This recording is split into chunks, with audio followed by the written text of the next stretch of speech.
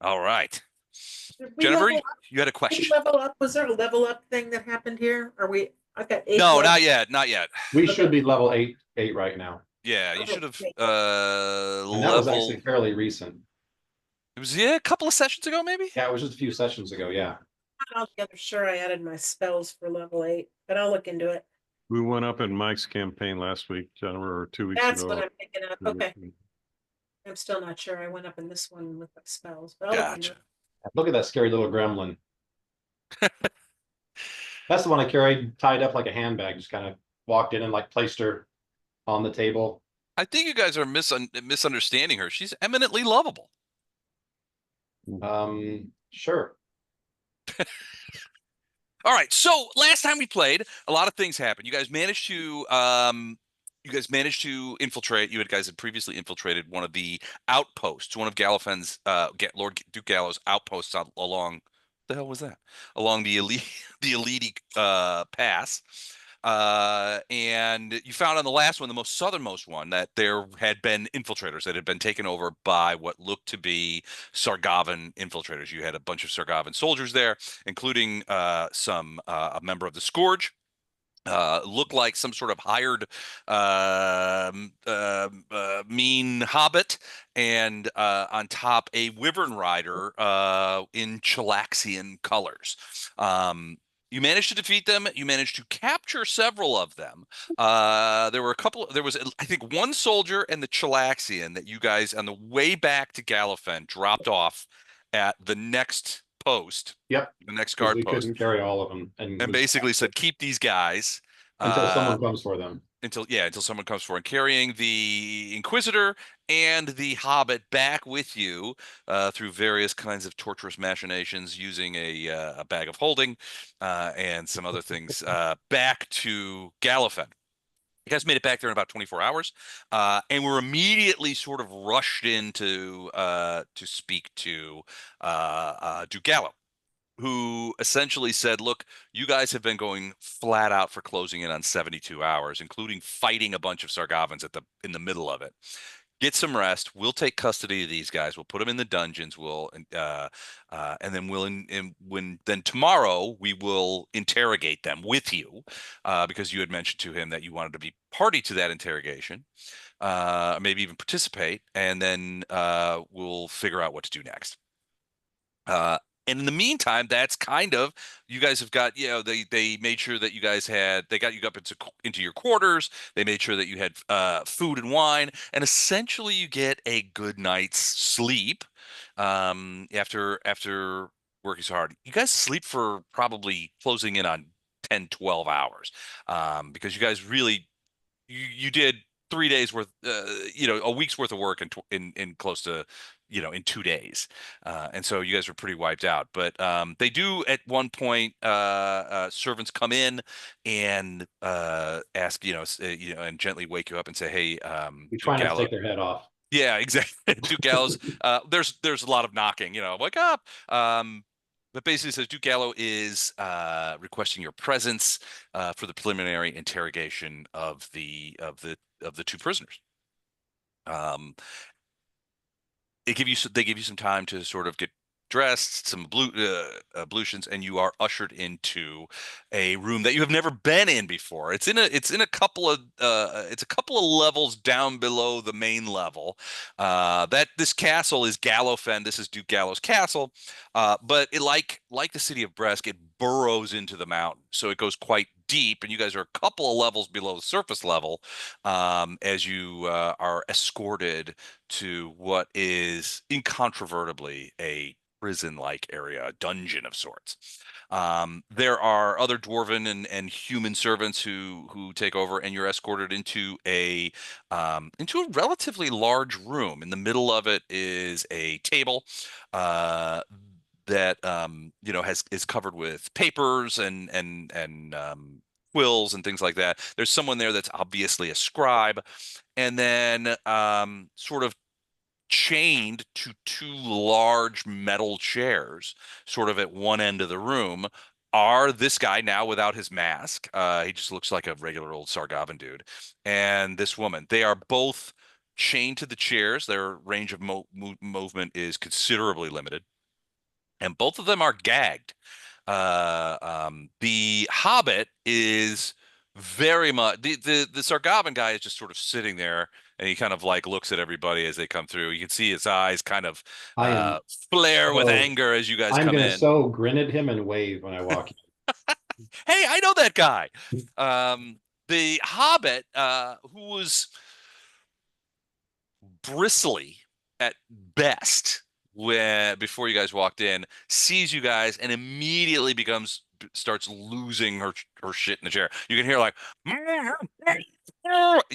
behind the gag. You can't tell what she's saying. She's straining and thrusting at the chains, trying to get up, rattling things around. You can just see her sort of like losing her mind about it. Arendar is gonna kind of walk up and say, "What? I can't hear you. You've got something in your mouth there." It just you could see her eyes are like wide open, and not in fear, but in absolute. She's Oh, so absolutely enraged. she's livid, yeah. Yeah, she's absolutely enraged. And you see the Duke, and he's surrounded by a couple of the guys that you'd seen the previous evening in sort of that sort of war room that they have upstairs. You'll remember they had a table full of maps and stuff like that. In this case, there's no maps on the table.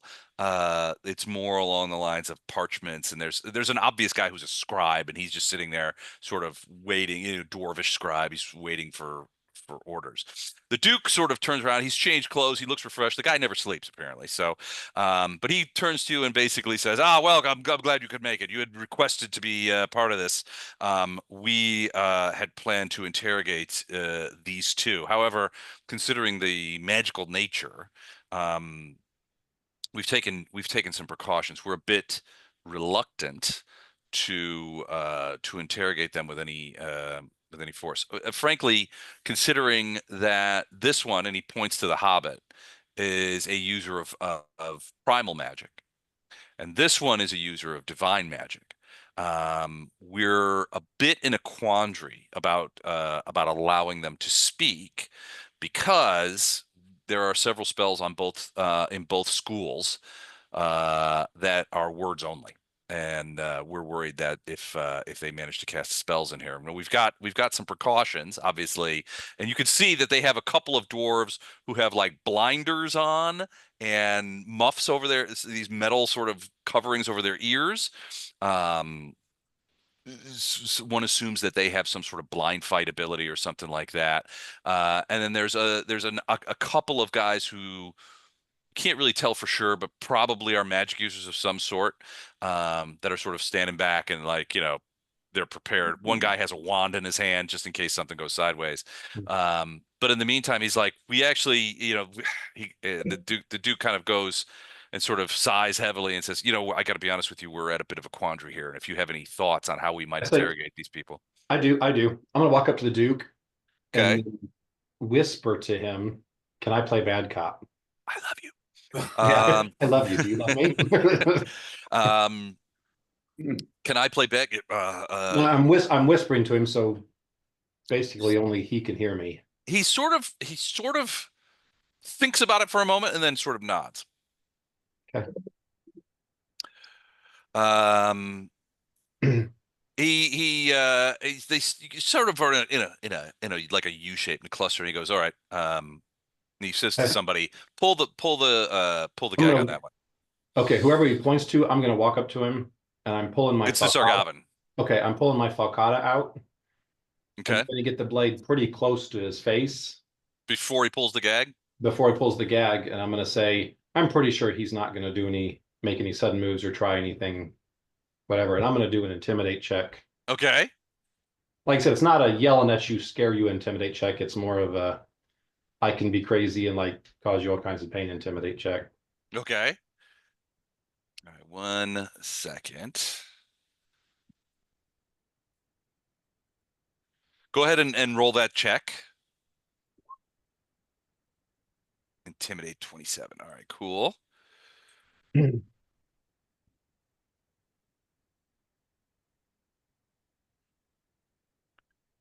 second. I was unprepared for an intimidate.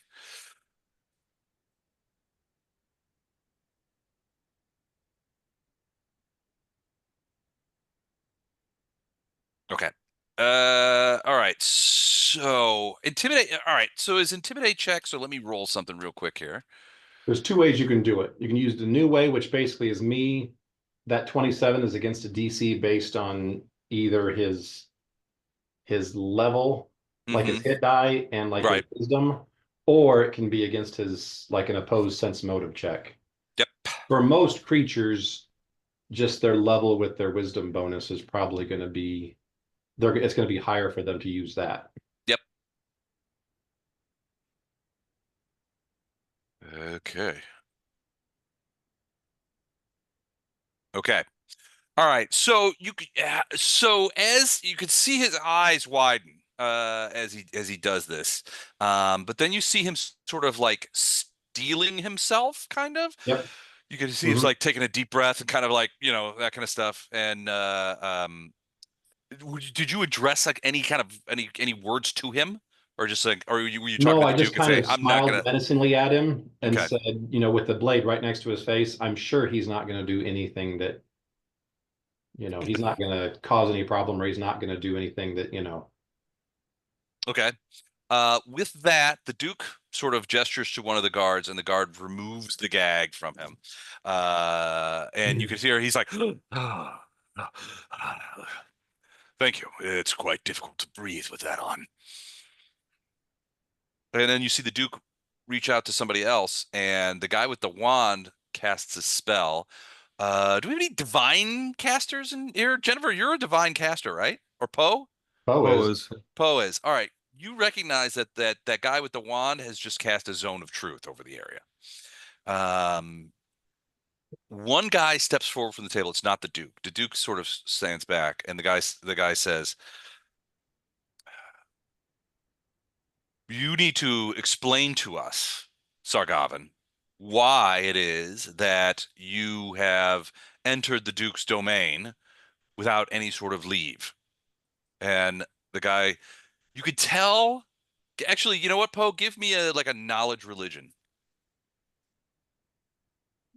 I gotta look it up. I don't have the icon.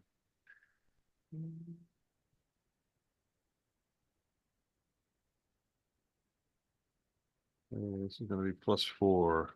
Not good. 6. Wow. Okay. Actually, is this for the spell? That'd be more of a spellcraft check, probably. No, it's not so much for the spell. Okay. It's so Okay. it's a zone of truth because you could tell, Right. by the environment. You've been in or near zones of truth I was before. gonna say he's cast one I before. think, yeah, you've cast Yeah. them, so you would know that.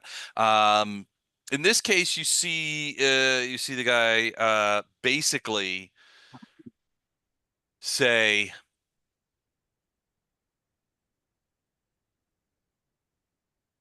as a prisoner of war, I am within my rights to refuse to answer any questions put to me. Period. I request. I've been talking into my phone all day, so sorry about the period. I refuse to answer any questions put to me. I request that I be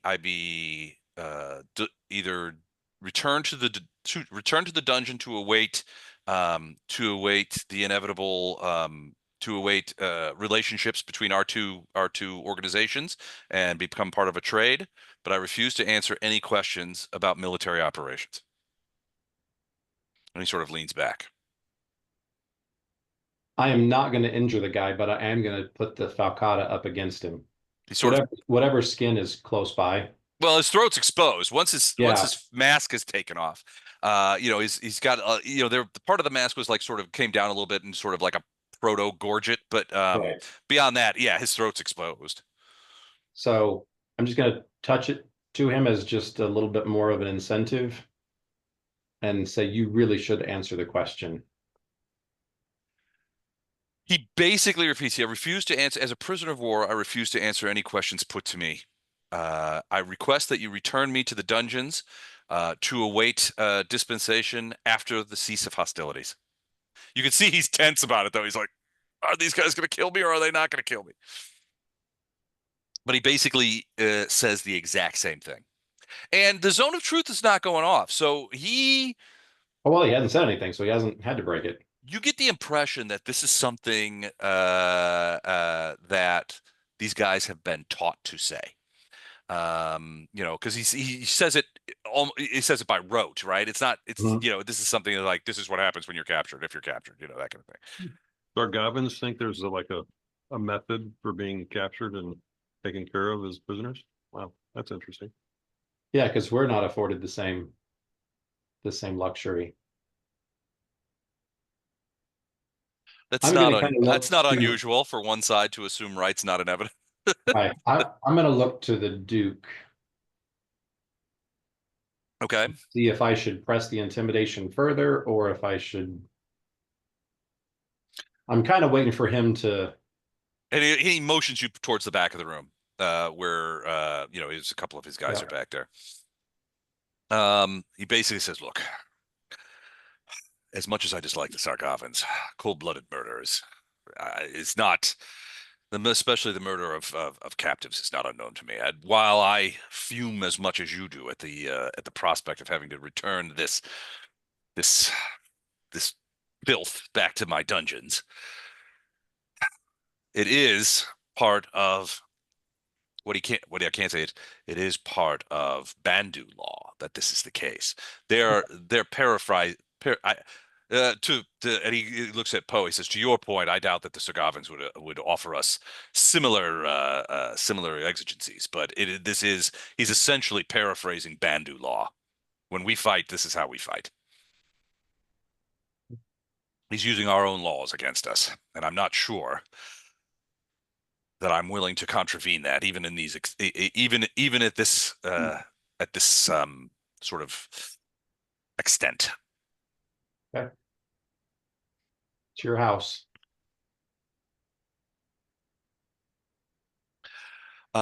He goes over to the interrogator and whispers something to him, and the guy turns to him and says, "Who is this?" And he points to the Hobbit.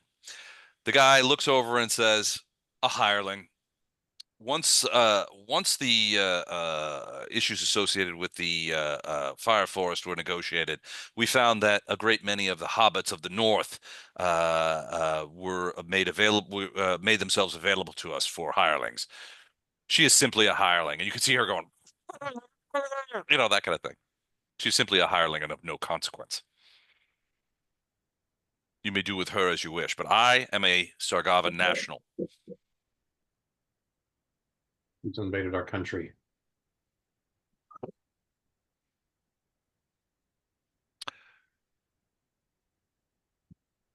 As a captive during a time of war, I am refusing to answer questions and request to be returned to the dungeon. He basically repeats the same thing. When you Yeah. say in our country, yeah, basically he's like doing that. But it is true what he said, a hireling. He's basically saying, so you remember you guys Right. He had can't lie. So that part is true. yeah, you guys had a fair amount to do with the dampening of the fire forest. So if there's a bunch of hobbits coming up from the north, um, you might have had something to do It's with it. not our fault. You're in a zone of truth. I'd still say It it's is not. our fault. No, it's not. What? I can't believe I said that. Arendar truly believes it's not his fault. So to him, it's the truth. All right.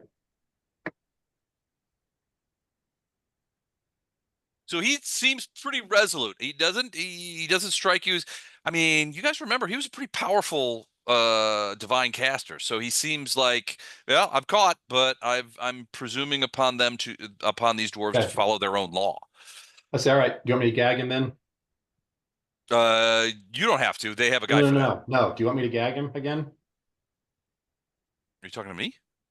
Yeah, Arendar is pretty insistent that he gets to gag him. The Duke kind of looks over and says, "If you insist." And he's going to do it super rough and whisper to him, I'm going to try and make sure I'm the one that gets you to deliver back. You can see him kind of like as the guy goes in. It's uncomfortable. You can tell he's uncomfortable. Do you want to do anything with the Hobbit, who is now sitting quietly, but you can tell she's seething, and not only at you guys, but at the Sargavan as well. Let's take the Sargavan back to the prisons first before we talk to her. Okay. You guys should just ask the Duke to do it, and he'll detail some guys that send Yeah. him back to his cell. But yeah, he basically anytime you asked him to do a question, he basically said, "No, I'm not going to do it." All right. Okay. So he goes back. What do you do with her? So she's sitting there, This gagged, is, kind of like I like, said, I'm thinking we're letting the Duke run this. We're just here in case we've got extra questions, or Aaron does realize he's got a skill with intimidating people. So that's kind of what he's wanting to do here, is just kind of just going to watch. help with that. All right. So basically, he says, remove her gag, and she removes her. And then the moment that gag is removed, first she tries to bite the guy, like leans forward, and you can hear the teeth. He dodges out of the way, but you hear the teeth kind of snap downward. And then you I'm hear gonna try the same thing with her. try and bite her hand. I might. No, no, the same intimidate with him, just getting the blade up close to her Okay, and just trying to, go for it. I mean, no, it's an uphill battle with her, but that's about it. Wow. Okay. Basically trying to Ooh, scare Daddy her into, Twinzo, but it's still pretty low. All right. Well, she's obviously scared. You know, her eyes sort of roll back in her head as the falcata is right there. She's seen you use it too. So I mean, she saw you Mhm. chop that one guy and throw him in a fire. I'm sure that didn't come up with the discussion of the No, Duke, no. but so she's like, you could see her. So you can see her. She's like super tense, and you got the falcata there, and you can see her sort of mumbling something. Do you speak Abyssal? Yes, I think I do. Well, let me check. I know I speak several languages. I don't know if I've got a Bissell yet. Yes, I do. Okay. So what's she mumble? She is mumbling in Abyssal to herself. Uh, um, in Abyssal, she's like, "Please, my lord Kostshi, don't. Uh, please forgive me for these transgressions. Please, my lord, allow me to pass into your service." You know, that kind of thing. It's some sort of chant. Uh, I'm gonna whisper in Abyssal. He's not gonna help you. and she's like, and she says back to you in Abyssal, she's like, "You know the language of the gods. How is I'll it that you I'll how is it whisper that you know that?" I'll whisper back in Abyssal. How do you think I got so intimidating? How do you think I got She's so kind of powerful? looking around, and she's like, "Are you one of the chosen?" She says, "In Abyssal. This is all taking place in Abyssal." Yeah, I said we don't use that term here. But you would be best off to answer these questions and be on your way serving the whatever in the future. And you will see me released. I'll do my best. So so you can see her. She sort of gives you like a little smile and little baked bean teeth. And then she looks over and she says, "I will answer your questions. Ask away, Gallo, Duke Gallo of the Bandu Hills." So I turn around and I've got this like holy crap look on my face as I'm walking away from her. Can't believe that Okay. worked. Okay. And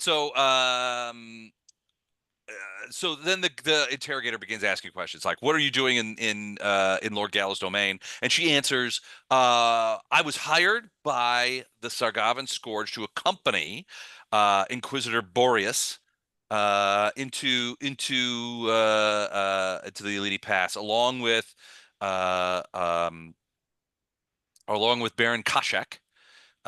Into taking one of the basically we were given orders to take one of the Duke's outposts, hold it until such time as the Steppengard army is enclosing, and then we were to allow the members of the Fifth Sargavan Corps to pass northward into the pass.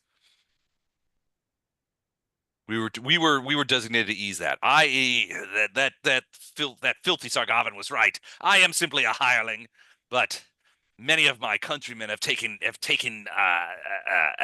Sargavan gold, and there's much of it to go around. Yeah. Hmm. Hmm. Hmm. Hey, Eric's here. Greetings. How's it Greetings, going? all. It's good to see you all. Yep. Uh, Okay. Sorry that I'm late. Arendar's gonna start behaving now. Because Ono just walked in the room. He's like, "Oh, okay, hang on." Hold on. Sheathes the falcata, puts away the torture implements. You know, Ono kind of strolls up. Hey, guys, what's it? Yeah, Arendar whirls around. He's got like a white hot pliers. You know, they Yeah, just pull he's from a razor. Like, like, oh, oh, hey, you know, oh no, what are you I'll doing put it behind my here? back real quick. Bo reaches up last- and flicks off the blood that's on. Yeah. Ono's got to be Hey, used to this. He thinks there's just the most amazing coincidence of this party that that we just seem to correct right when he walks in the room. That's right. It's great. It's great. Absolutely. So, hey, is anybody else having trouble loading roll 20 tonight? I don't know. Did you guys have problems? I didn't. No. But I've had it on all afternoon. So Gotcha. Okay, cool. All right. Well, I will keep trying. Just not want to log you in or what? Well, you know what I did? I changed my website browser. I no longer use Firefox. I've started using LibreWolf. ooh, how do you like it? Well, it's not letting me load roll 20, but so far so good. I use Oh. Brave. I'm pretty happy with it. There's some problems, but the Brave browser I found is pretty good. I have started to use Brave as well. So I'm trying different, what I hope are non-corporate options. Yep, same. Anyway, but let me try again with this roll 20. Hang on a minute. I'm sorry, Gotcha. friends. Yeah, Go no ahead. worries. And we'll continue not torturing people or not. That. Great We work, weren't doing team. that before. Great work, All- team. All right, so you see, after she says this, you see the scribe sort of like scrabbling down. Duke's like, make sure to get all that. And then the interrogator asks her, who was it that hired you? And she basically says there was a whole cadre of us from the north that the Sargavan leadership in Eladar approached, and they hired us as scouts, as mages, as spellcasters, as archers, slingers in this case. Right. The Sargavans are hiring halflings from all over the forest, the fire forest.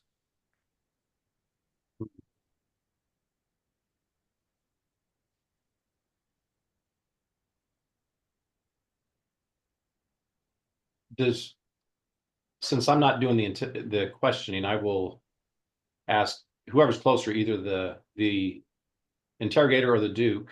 Mm-hmm. Ask, does she know? Are they working with anyone on the King side? On King Steppengard's side? Yeah. Okay.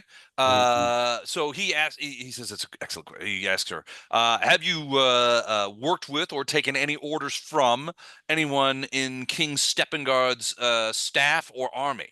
Or heard of anyone working with them? So she says, I have not heard of anything like that. It is the Sargavans who are the point of the spear here. They're the ones that are hiring hobbits by the score from the fire forest and bringing them and integrating them into their units, as, like I said, as scouts and mages and witches. That's I have not heard that. I have heard them. She says, I have heard them speak of Steppengard's army, and it is in a dismissive tone, as one might discuss a useful fool. Gotcha. Okay.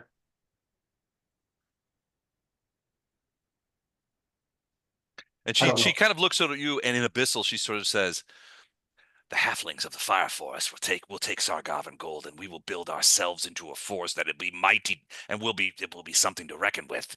I have seen you fight. If you wish to join us under the banner of the chosen, you and your friends may very well be welcome. She says all this in Abyssal to you. I respond in Abyssal. Yes, we'll see what the will of the chosen one is. Okay.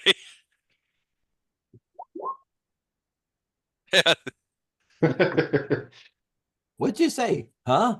That sounded evil. That sounded evil. Are It you did talking sound pretty evil evil. stuff? I'm gonna walk over to her. Excuse me, ma'am. I'm sorry about hitting you, but I feel really bad about that, actually. Are you okay? She looks you up and down and says in abyssal, sort of aside to, this one is obviously not of the chosen. And then she spits right at you. She spits at me. Yep. Hey. Well, ma'am, that was not called for. I was trying to check on your welfare. Anyway, I'm real sorry. I didn't mean to hit you. I'm sorry about that, but please don't. Yeah, come on now. You. That's just Well, bad she's a form. halfling in a chair, so it's like about knee height. So I mean, it's not like Yeah, so you know. there's no way you can get your face. It's yeah. I don't know. She doesn't, and get she's the a girl. numbers in. Girls don't know how to spit. So your it's like kneecaps just most off. of it is like on her Girls spit. chin. That kind of thing. A Never little mind. bit made it to your upper leg or your knee. That's about it. It was more like a directed sneeze more than anything. Yes. Anyway, fine. I will say, ma'am, if you ever want to think about changing your ways, the monastery of twisted iron, untwisting iron, one of those, we don't discriminate. So just to keep that in mind. Wishing you good health. She just laughs. All right, great. Hey, Les, while Ono's got her distracted, Uh-huh. whisper to the Duke. Yep. That basically she thinks that because I can speak Abyssal, I'm one of them, so I'm using that to get her talking. She goes, he's like, So oh yes, I know. I whisper that. He's like, oh Ness, I'm aware. Unlike many of my colleagues here, I speak a bit of Abyssal as well. Awesome. It's good to know the ways of one's enemies. Yep. Agreed. All right, so ask your questions. I don't care. What about you, mage? She looks at Titus. You have any questions for me? No, I just wink at her and maybe I roll a little diplomacy just Don't presume your charisma has any effect on me. Right. He gets all the girls, but it has effect on others even the half-height ones. who I could diplomacy into slapping you around.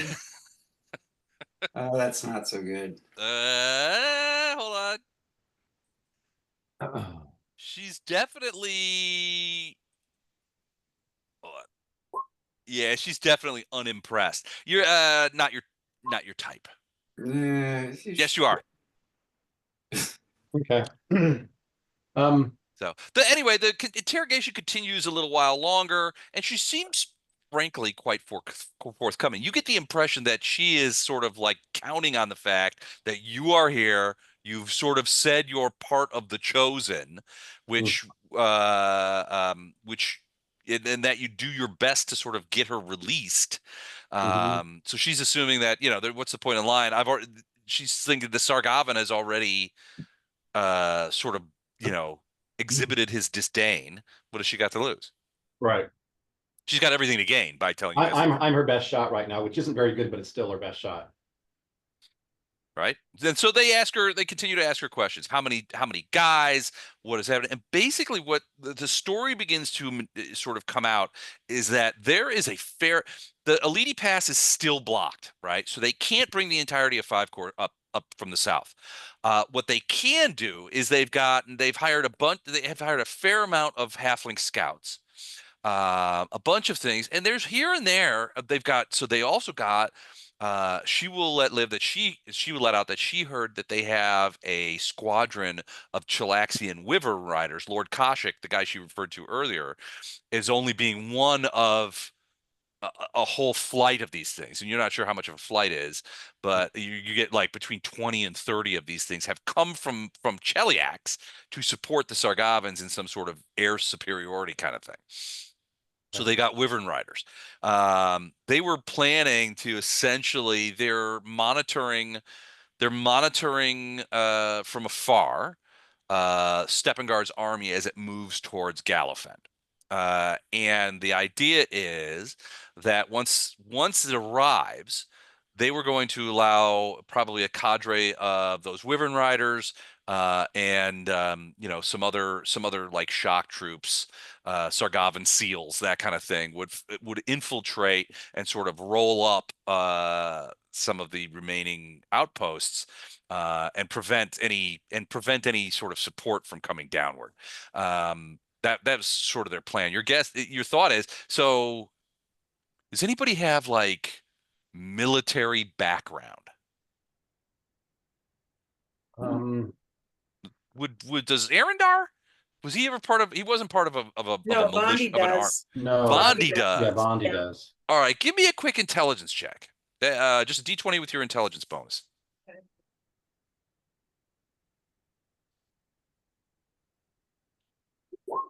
Ooh, natural Wow. 20. At Wow. the when this creature, when this hobbit begins talking about a flight wing of Wyvern riders, you're just like, uh-oh, that's a problem. So you are familiar from you've never seen one, but you're familiar from your studies of historical battles and stuff like that. In that Wyvern riders, especially let me rephrase, Chilaxian Wyvern riders historically have been, essentially provide air support and bombing runs for Chilaxian military operations. Basically, they're professional military. And what they do is they'll have their wyverns oftentimes will be mounted with these special saddles. And what they'll do is they'll have ensorcelled alchemical bombs attached to them, which the wyvern riders will pull the release pins on, and they will drop these bombs in great swaths. Usually, you've read stories about, against certain armies of the Chilaxians, Nidali armies and things like that. When they would attack them, they would just strafe the whole area with these alchemical bombs that the Wyvern Rider sorcerers would create, alchemists back at home would create for them.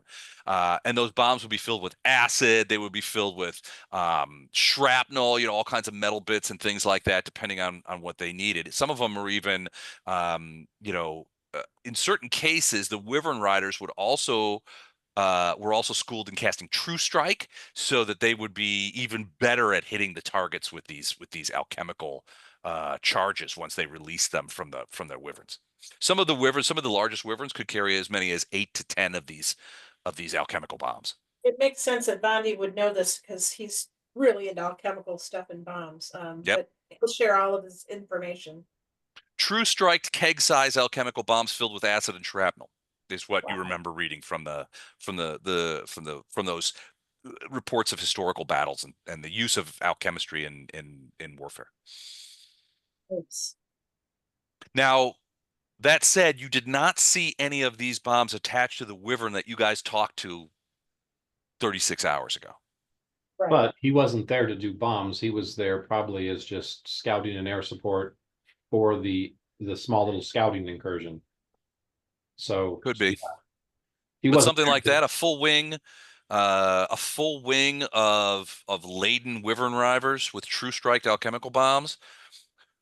You're talking about the size of the armies that we're talking about here. They could be devastating.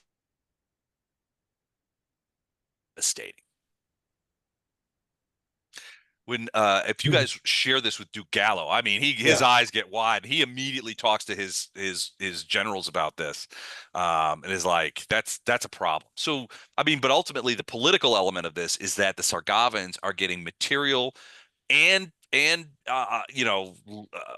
war support from the Chilaxians, which makes sense. I mean, Sargava is a Chilaxian province, essentially. Right. Which also tells you that this war has been planned for a while. It takes time to get shit from Cheliax to Sargava. I was just thinking the same thing. Yeah, this has been a long time coming. Well, you've seen how they got Gate Pass and how they've got, in with the king. They play the long game. Yep. Before they even get armies on the ground, they've got people in place. They've infiltrated. They've already got this stuff done. So when the army comes, it's not really a fight. And I'm sure if we wouldn't have got involved here, this would be the same thing here. Actually, there wouldn't even have been a fight. they probably would have kept swaying the king, and he just let them through. Well, they tried to kill him outright, and Right. and they missed the mark, and they capitalized on that error and turned a failure into a different kind of success. Right. So now you've got, I mean, you've been on the road for about 3.5, coming up on the end of 4 days. You know, the army of Bresk is on the way. You know, they're en route, so probably you got another 10 to 12 days before they actually arrive at the Elite Pass. So asking the Duke, I know you're a traitor right now, and I use that in air quotes. So that being said, I take no pleasure in it. yeah, that being said, do you think there's anyone that would listen to the proof that we've got that they're already invading us? Oh yes, I think so. We should talk, because if you're willing, I have another set of favors that I might ask you of. Okay. I don't think we're going to get much more out of her. Yeah, basically she spills her guts, and then they, you know, after a while they return her. Yeah, I mean, you don't learn much more than that, other than that the Sargavans are hiring a bunch, and you know these hobbits are all nuts. They're all crazy. They're devil crazy, worshippers. yeah. So if you talk to Poe afterward, Poe, give me a quick knowledge religion check.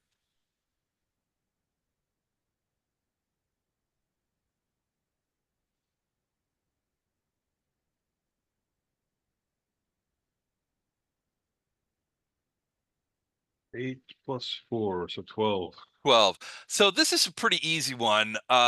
When you hear what Arendar is telling you about the conversation that he had, the phrases, you know, my lord, you know, you realize that what she's talking about is she is a worshiper of the demon lord Kostshi, which is a giant, like a demon lord of giants and other demi-humans. He's a Warhammer guy. This is it's a little odd that a Fire Forest hobbit would worship a demon lord, you know, who is largely worshipped by giants, but you know, strange bedfellows and all. Okay, they're just crazy anyway. So, but yeah, when she's referring to one of the chosen, this is all terminology that the followers of Kostshi use. Okay, The demon prince of wrath. I would definitely eat this up, because I was so bluffing there, just kind of repeating what she was saying to me. So yeah, Poe knows more about what I was saying than I actually do. Oh yeah, so this is a demon prince of wrath, which, based on how twitchy she was, I mean, wrath is right in the wheelhouse. Yeah, that's kind of her thing. Yep. So at that, you know, there's you know, the prisoners are taken back to the dungeons. They will be held, and Gallo continues to say, he's like, look, you know, as much as we hate it, this Sargavan is quoting back to us essentially a distillation of Bandu law when it comes to the treatment of prisoners, and because of that, and as I am still a loyal servant of the king, I am bound to hold him until such time as hostilities have ended and there's the exchange of prisoners and all that goes on after. We have followed these rules for dozens of generations, and we will continue to do so. And I will not be the one to violate them. Maybe someone else will, but I will not. That said, he basically is like, there's a couple of things I want you to do. So this interrogation was incredibly valuable. We've got all this. We've got witnesses signed. And he basically, he's like, I'll have copies of those documents made for you. What I'd like you to do is I need you to do a couple of things. Some of my, as you may have heard last night when you came in, some of my strategists have talked about the possibility of slowing King Steppengard's army down a little bit by melting the Pitchwood River. Right now, the Pitchwood River is frozen over, and making it would be very easy to for an army to cross it. It's easily crossed at this time of the year. However, right nearby, where the obvious place that he would cross is, hold on, let me get you. Here we go. Let's go back to here. So, you guys see that map? Yep. All right. So the Pitchwood River is right near the border of Duke Gallo and Baron Magadon's territory. So, and it has this name, the Pitchwood River, because it is really very near the town of Pitchwood Burg. This is a town inside Duke Gallo, noted by that black square there, which essentially the business of that town, as you might imagine, is the mining and manufacturing of pitch. They are literally in the Bandu Hills, one of the largest sources of pitch for which we sell. Frankly, up until a few months ago, we sold to the Sargavans for shipbuilding. We use it ourselves for torches and for smithing and all kinds of sorts of things. But it is the single largest region. It is the single largest location of naturally occurring pitch, and we mine it constantly. I've had a long conversation with my strategists, and they say one of the best ways that we can slow down King Steppengard right now, who is moving along that purple line probably as we speak, is to melt the Pitchwood River. If we melt that at strategic spots, it becomes it melts into a river again, and they have to find some other place to cross. That will buy us, if we were to melt that at the strategic spots, that would give us probably 3 or 4 extra days while they found additional fording areas. It won't stop them, but it will slow them down significantly. Here's the problem.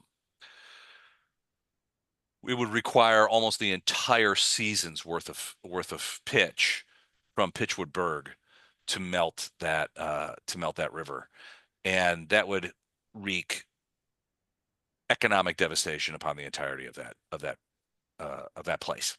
What we would need is for you to go to Pitchwood, show them this, and convince them to melt the Pitchwood River.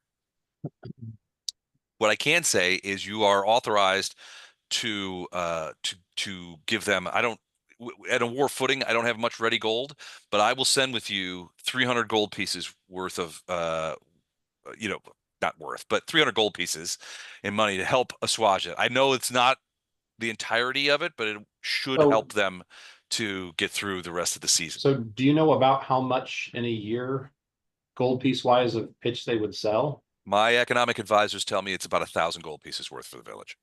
I don't have 1,000 gold pieces that I can use right now.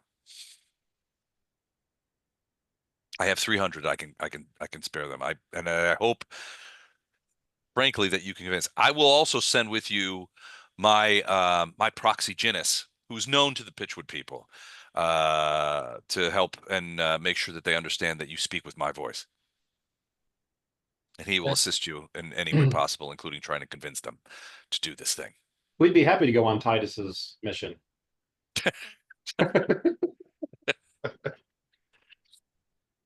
All right. Well, in that case, this is the plan. You would leave Gallowfend along this white line, go to Pitchwood, convince them to melt the river, then come back, and I want you to cross back over past me and go to Glassdale. The next thing I want you to do, and I want you to do it immediately after you convince, if you can, convince them to do, is I want you to go to Lady Timor's castle and show her this proof and convince her that she must side with us and aid us in this fight. She's already so you'll remember Lady Timor is she the one that's good friends with Laura Beck and Princess Shalosha? Okay, yeah. So Okay. she historically, Lady Timor has always been a good friend to Sequin, and she's always been a good friend to Gallo. They're next door neighbors. She's not a dwarf; she's a human and a sorceress.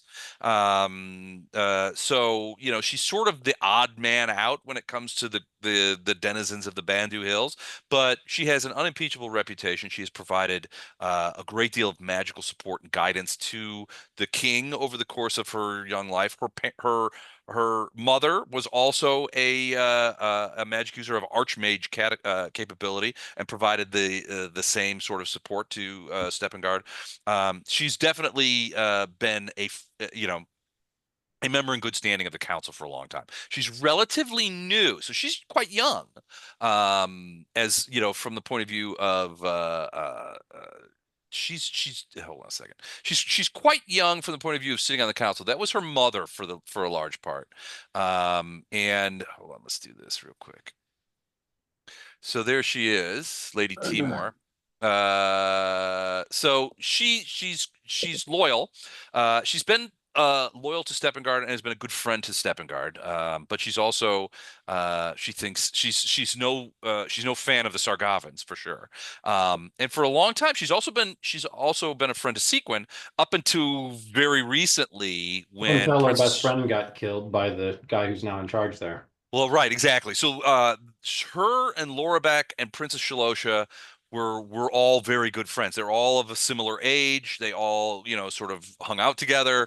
You would guess that Lady Timor is probably in her early 30s. The oldest was probably Lorabek, who was probably in her late 30s. Princess Shalosha, as an elf, no one knows how old she is. Yeah. Probably a lot, probably a century or two, but from a appearance wise, they were all sort of similar. But they were all great friends. And the death of Lorabek weighed very heavily on Lady Timor. That said, it's possible that probable, really, that she's been in contact with Princess Shalosha. You guys have essentially not in person. Well, I mean, you did talk with the princess in person at least once, yeah? We told her what went on, and we gave her the inside scoop, and then also clued her in on what was going on here. So it's almost certain that, and that was several weeks ago that you guys did that. So we did that before we even got to this area. Yeah, I imagine archmage level, or well, maybe not archmage, but a high level mage and a elvish princess. They've probably spoken in some manner over the last couple of weeks about this, considering it's so prescient. But yeah, she's basically been Gallo. She's a great friend to Duke Gallo, and Gallo's like, if there are two people that will support me against Steppengard and against the Sargavans, it's Dashgaban and Timor. Dashgaban is out of reach, although I've made some entreaties to him through long distance contacts and stuff like that. I'm hoping to hear news from him. My hope is, like we talked about before, that he will be poised. If we can stop or defeat Steppengard here, he will step in, move into Brest, and take the city and hold the seat of the capital.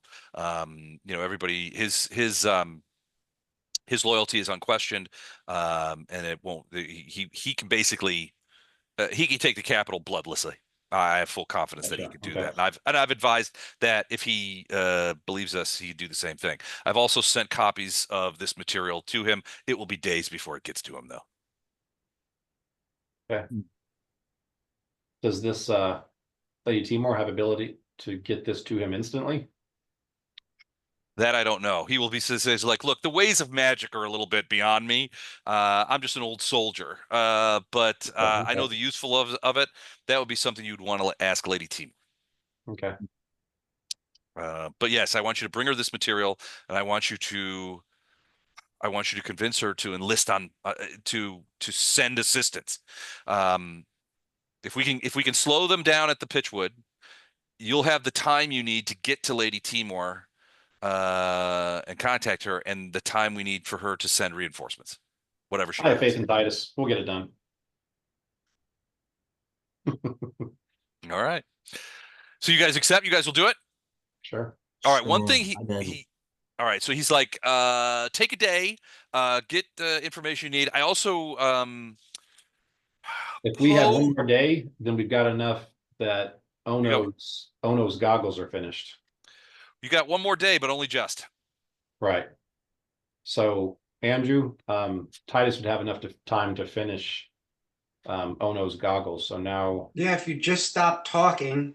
Yeah, that's not going to happen. So Ono, we've already paid the money, but you can add the goggles of the night. Yes, sir. To your character. So now you can flip those down, and basically you got 60-foot dark vision. Awesome. Oh, he's awesome, a goggle awesome. of the night, is he? Okay. Okay. Is there any? Actually, we don't have time. Never mind. You got a day. What are you planning on doing? Well, I was wanting to maybe get a weapon or an armor ensorcelled a little bit more, but I don't. One day, I don't think it's a day for 1,000 gold pieces, and they're going to be more than that. So we don't have time for it. So never mind. All right. Poe and Vondrum, give me, well, Poe, I think if you have like knowledge of the Fae or anything specific to the Fae knowledge that you have, same with and with Vondrum, any knowledge, nature or anything like that, do a quick check for me.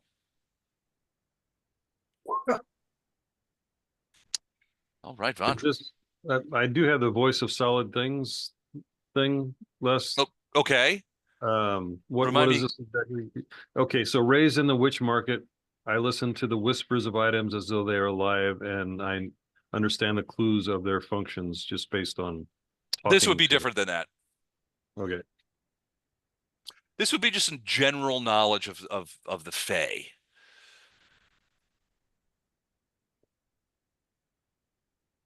I would think Poe would be excellent at that. Yeah. 13.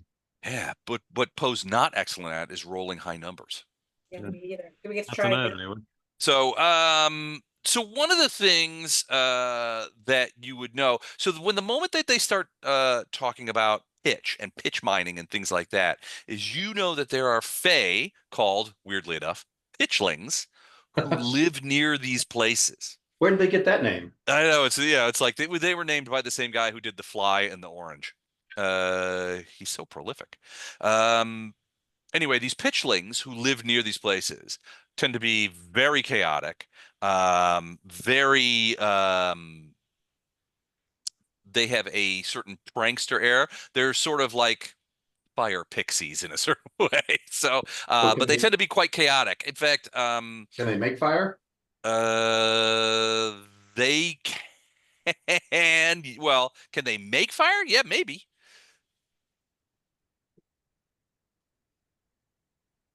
You said they're chaotic, right? They are. But Okay. anyway, they are very much they will very they are harassers of note. They will very much harass travelers, especially travelers who are getting close. The likelihood is that if you run into these things, they'll either try to slow you down, steal your stuff, that kind of stuff. That's the kind of creatures these are. They're not typically murderous, but they can be a huge pain in the butt. That's kind of like us. We're not typically murderous, but we're a huge pain in the butt. They're small Fae, but yeah, the likelihood is that I mean, if you guys are heading to that way, there's almost certainly your thought is if there's a big pitch mine there, and according to Duke Gallo, it is the largest in the Bandu Hills, and basically not only provides all the pitch required for Bandu Hill usage, but sells pitch to the Sargavans for shipbuilding. It's likely to be pretty substantial. The likelihood that there are pitchlings around is almost guaranteed. So then I'd ask Poe, since his travel companion, would we have any ability to negotiate with them? Or are they just too far gone and just too I mean, aggressive? you can negotiate with any Fae. It's just a matter of spinning the yarn that works with their particular chaotic bend. I mean, Lorelei might have an in as far as being able to try to negotiate with them, possibly. Well, and one thing Lorelei would also say is that she remembers hearing stories of pitchlings when she was a child. She's a sprite, right? Yes.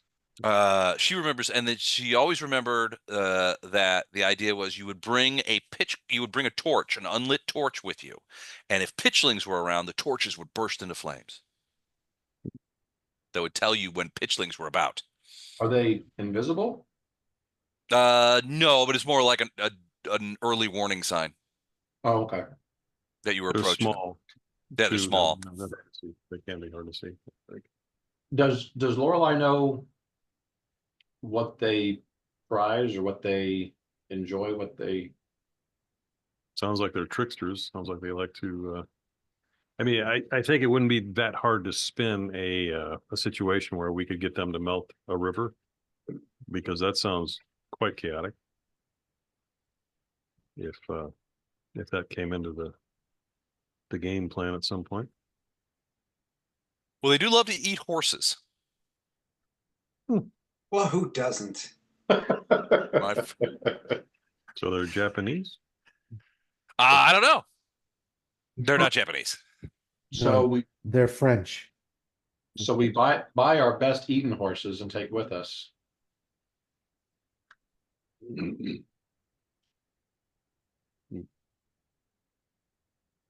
They're small, dark-colored fey. One of the interesting things is that they are typically have spikes on their backs, which they will shoot. They will break off and shoot at people in lieu of arrows.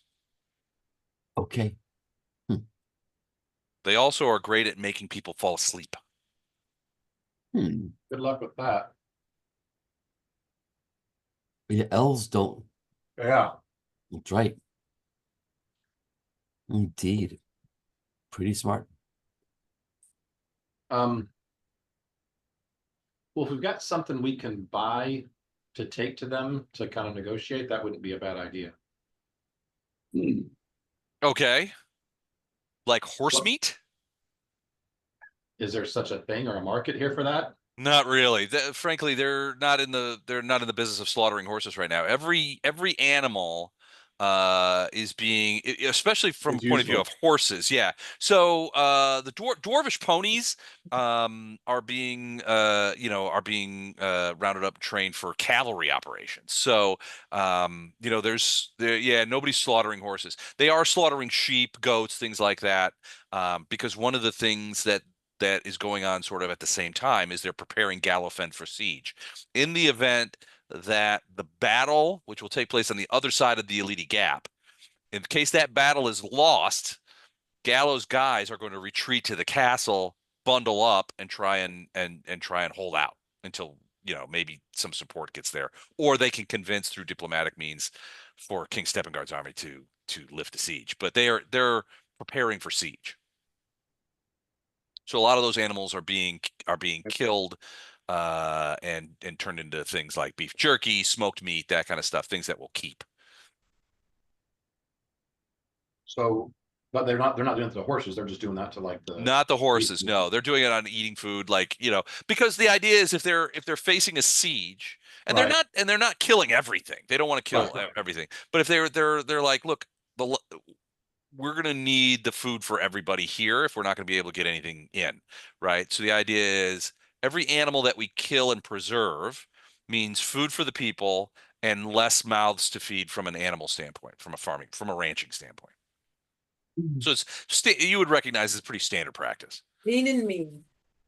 Can we find, are there any horses around that are close to outliving their usefulness or injured or whatever? I don't know, probably. We have a bunch of Put horses. Tono in a costume.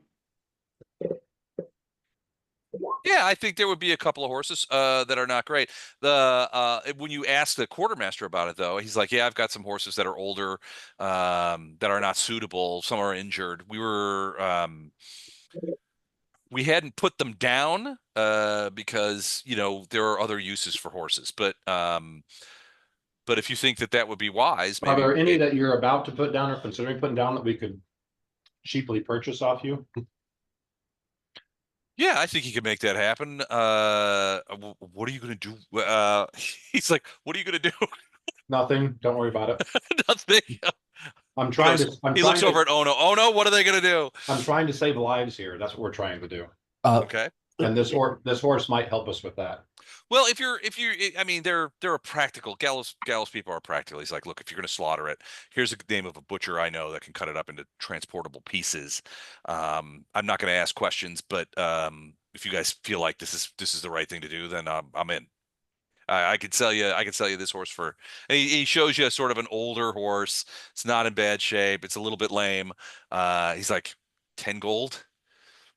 Well, that's done. Okay. How confident are we on our intel that these pixie things like horse meat? Is that Poe's pretty sure. okay? All right. Couldn't hurt. 10 gold pieces is worth is worth a try. I'm just gonna note that I never said anything about that. This is all the dungeon master, so. Well, the world's okayest DM said that you said this was like the greatest idea ever. So We're in, yes. All right, so it takes a couple hours, but the horse gets slaughtered, and you are provided with a different dwarf comes by where you guys stay, and brings over several relatively large packets of what are wrapped in paper that are obviously meat. okay. So we need that. We need some torches. It's about probably once the slaughter is done and they didn't do any of the guts or anything, it's probably close to 40 or 50 pounds of horse meat. Okay. Oh, this would be 500 pounds. Be more than that, I think, but yeah. This was a relatively small horse and old and kind of skinny. Okay. So yeah, we'll make sure we got some extra torches with us so we can keep some unlit ones. If I can find any like tiny little trinkets that I think, at one of the local stores that might be good for prankster type things. I don't even know what I'm looking for. I'm just like little baubles kind of thing, marbles and little mirrors and little horns, that kind of thing. Yeah, something that's kind of useless, especially for people preparing for war, but a prankster might think it's funny or, whatever. I'll spend a few gold on just little trinkets for that kind of stuff. So. Gotcha. Okay. Is there anything else you guys grab up before you head out? Well, food. Okay. You're provided with plenty of food. Horse tenderloin. I already got those. Oh, okay. I told them we already got one. All right. Okay. Then you guys are just ready to set out? I think so. I don't think there's a point to waste. So, all right. So basically you leave Gallofen and it's like you cross the Elite Gap, and actually Gallofen's quite a bit closer, but and you're heading to the Pitchwood. It's not as cold as it once was. You could tell that spring, you're up in the mountains, so it's still quite cold, but spring is in the air. In certain places, you hear the drip, drip, drip of water, melting snow and ice. And it just reminds you that once the gap is open, your thought is that 5 Corps is going to just come barreling up there to try and get through, and that's something you want to stop. But it does feel like so there's no time is elapsing. There's no avalanche pixies between here and there that we could make friends with and make them No, but one thing you're cautioned of. So Heritage, as before you guys leave, Heritage comes to you guys. It's basically cautions you. Says, look, we are scouts. We've got scouts out there trying to track the progress of Steppengard's army. We've also been seeing platoons of Talons working out as like advanced scouts, scouting out the area, but also looking to conduct sabotage. We've seen a few of them. We're not engaging with them, but be on the lookout. You may there have been platoons of Talon that are out there sort of working as scouts, rangers, that kind of thing. Now Talons, not Sargavans. Talons, yeah. This is sort of the first wave of Steppengard's army. Right. Apparently, he's either militarized the Talons to a certain extent, or he's recruited more military guys and made them into Talons for this operation. Because the Talons that you met back at Bresk were mostly like constables, right? Right. They weren't soldiers, although some of them probably had experience as soldiers. They were largely like police. According to Heritage, these guys are more soldierly and more stealth focused. They're scouts, advanced plotters, forward observers, that kind of thing. Okay. All right, we're gone. It's about a day and a half to Pitchwood. So if you guys leave very early the next morning after the goggles are made, you guys should get relatively close to the village, maybe even get there by late evening, early morning the next day. So depending on how hard you want to push yourselves, because they did not give you horses in this case. No mounts for you. Ginnis has come with you, and he, is like, we can, he keeps his own counsel, but he will talk to you guys about stuff. He's still very much in your debt for releasing him from Steppengard's prison. He looks a lot better physically. He's obviously had a couple of good meals, but he's also seems like he's a very resilient dude. He looked pretty messed up. Not great when he was in the prison. They treat him pretty problematically, but he seems like he's more than recovered. So as you guys are continuing down the road, these little mountain passes and paths and stuff like that, you guys are walking along, and it's nearing probably supper time, and you're starting to think of maybe taking a quick break to maybe eat something, start a quick fire, and warm up, that kind of thing. You've been walking the bulk of the afternoon. Go ahead. What were you saying? I was gonna say, we probably have Wraith out in front of us a bit, doing scouting of our own. Okay. And then the rest of us just kind of hanging together. Lorelei's gonna I don't know. scout Yeah, too. Lorelei probably be a good She'll be up high, addition for yeah. scouting too. All right. So you guys don't see it at first. You guys are sort of getting ready to dinner and looking forward to an evening of walking in the mountains in the dark, when Lorelei lets you know, Poe, that there's a fairly substantial clearing in the distance with what looks to be, and she's never seen one before, but she says it looks to be a small pond, is the way she describes it, of dark bubbling goo, which you recognize as pitch. She also mentions there's a big stick stuck in it, and that stick is on fire, like a torch. How far away? A couple hundred yards. Oh, close. Okay, I'll pass that on to everybody. So we head there, and All right. we'll send our scouts out to look first. Wraith, you go first. Yep. All right. So Wraith, you have one of those torches with you, and as you sort of you can come into view, you're sort of ahead of everybody, and as you come into view, the torch, you feel as you're holding it in your hand, you begin to feel it get quite hot, and then up, it bursts into flame in your hand.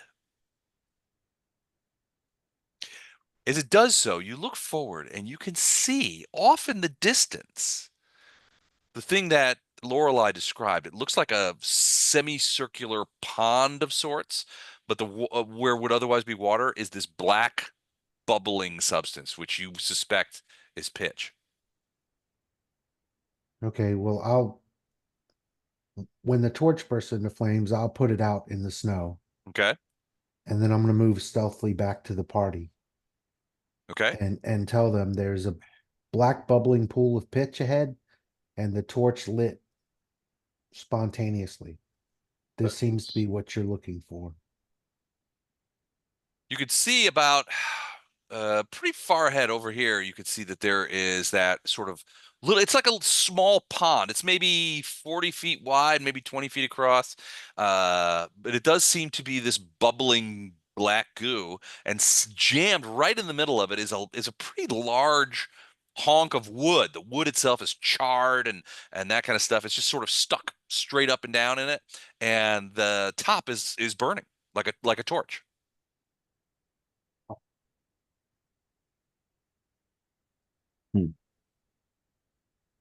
So is your plan to approach? Well, you wanted to try to negotiate with these things, right? Right, but I would think Poe or Lorelei would be. I mean, Titus has the best skills. Mad skills. Poe has mad skills, but Poe has, his familiarity with these guys, and Lorelei. I don't know. Is there a way that they could kind of all kind of negotiate? Maybe having Titus do the talking, but then have like Lorelei or Poe or whatever kind of aid him. Hmm. Like to be present just to kind of help talk or negotiate. That's a Poe's question. fairly diplomatic, but Lorelei's, I mean, as a function of who she is, she doesn't really have any diplomacy. But, Okay, but so Poe if you- does, right? Yeah, Poe's, yeah, he's fairly outgoing and he's got a great diplomacy. Okay, so if you do a 15 or better diplomacy, then it adds 2 to Andrew's, and then Andrew can use that to. I guess, do we just call out to them? So before we do that, I want to cast comprehend languages. Okay, good idea. Everybody give me a quick perception check. Oh, it's always something. It's something. Perception. Where am I? Perception. All right. Oh. Wow. Okay, Titus. Titus. So those of you, so, all right. So, Wow, Titus. all right. So Titus and let's see, Arendar, Wraith, and Ono. The rest of you, I guess, it's just Poe and Vondram. Anybody with lower than 20 doesn't notice, but the rest of you hear off in the distance, up to the north, and from the general around the pitch pond, a laughter. Is it Tickle Me Elmo? No. Yep. All right, I'm going to cast message as well at this point. Okay. I'll come up not as a conversation, but just I'm been carrying the horse meat. So Okay. I'm gonna stay behind the people that are talking, but I'll be there to Okay. offer our, Bribe. our bribe, yeah. So you hear from off to the right. Now this is a different spot. So general, like you heard the laughter from around here somewhere. Can you see that? No, you can't see it, obviously. Like over here, Yeah. somewhere in here in that general region. That's where you heard the laughter for. But from over off to the right, like over here, Mm-hmm. you hear a voice. Meow! Welcome to the Pitchwood, travelers. You must pay the toll. Any pretty things you have on you, and don't skip, must be laid on the rock to your right, so that we may allow you to proceed down to the Burg. Because that is where humans always go. So pay the toll. Hey, Titus Poe, take it away. I guess I should roll diplomacy at this point. Interesting.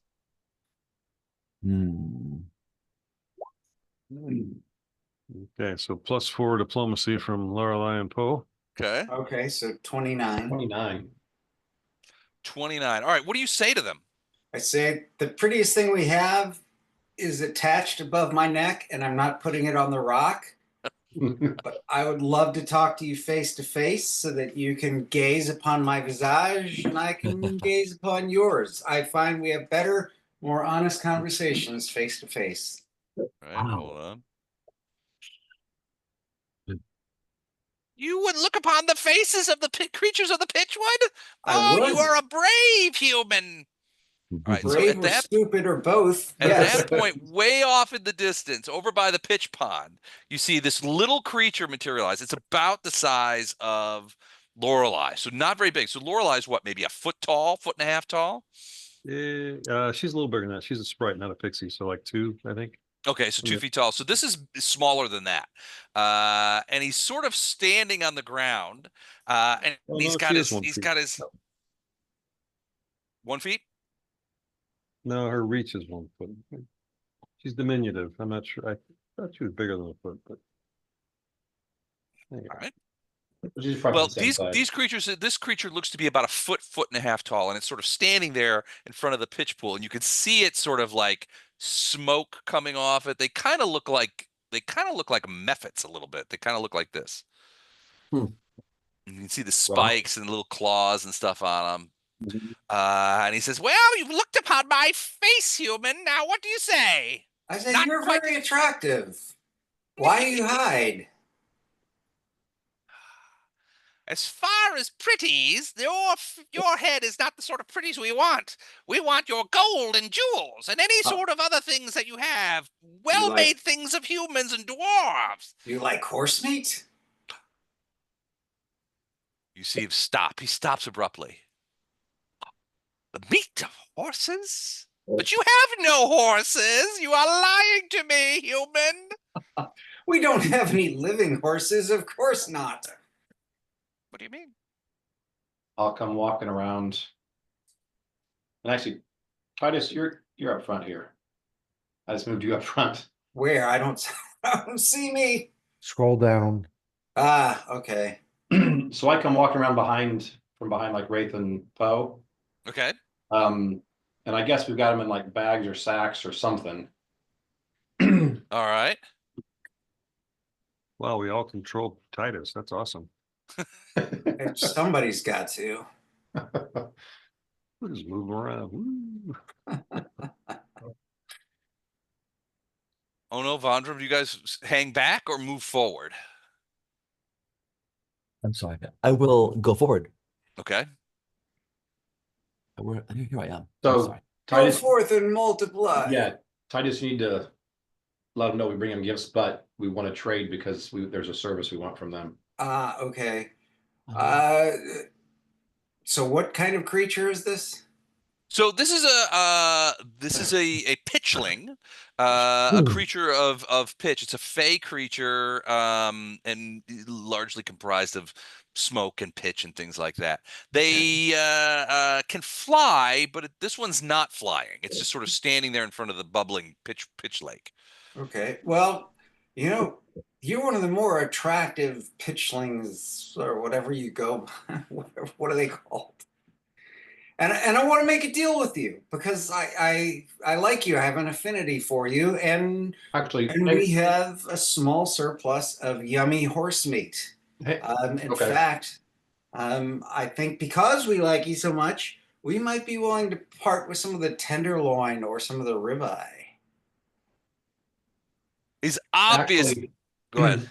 I was going to say, talking to Titus, I probably would have done this ahead of time, but if not, I'm whispering to him now. If they like pranking, maybe turn this deal into we want them to prank someone by melting the river. Ooh, And okay.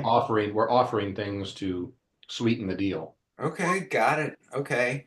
Lorelai's going to go over to Titus and whisper in his ear to We have cast message message on on. everyone. You Oh, got we do. message Okay, on. so Yep. there are these creatures are all around. She's going to tell them just so you're aware that there Got are. it. You Got tell it. everybody that they're all over the place. Thank you. So I don't know how your sense of humor or adventure runs, but we have some good friends that we really want to play a prank on because it's a birthday celebration, and we were hoping that you could help us play a prank on our friends. And for that, we would be willing to share some horse meat. Well, he's certainly intrigued by the prospect of horse meat. Hold on a sec. Let me try something here. Oh, yeah, he's super intrigued. So he begins sort of walking across the top of the snow to you, and he stops by this rock over here, and he says, I'll come out a few steps and then take one of the packages of meat out mhm. and like open it up and kind of like not put it on the ground, but hold it down and out towards him. Okay. Now You wait, see that was supposed to be my lunch. That's okay. Oh, that's fine. These are friends. Okay, you can have the choice cut. So you could see he's like, oh, it is horse. I think it is horse. It is horse. And then so you hear a voice from over to the right. Horse? They've got horse? At which point, you see a couple of similar. Hold on. You see a couple of.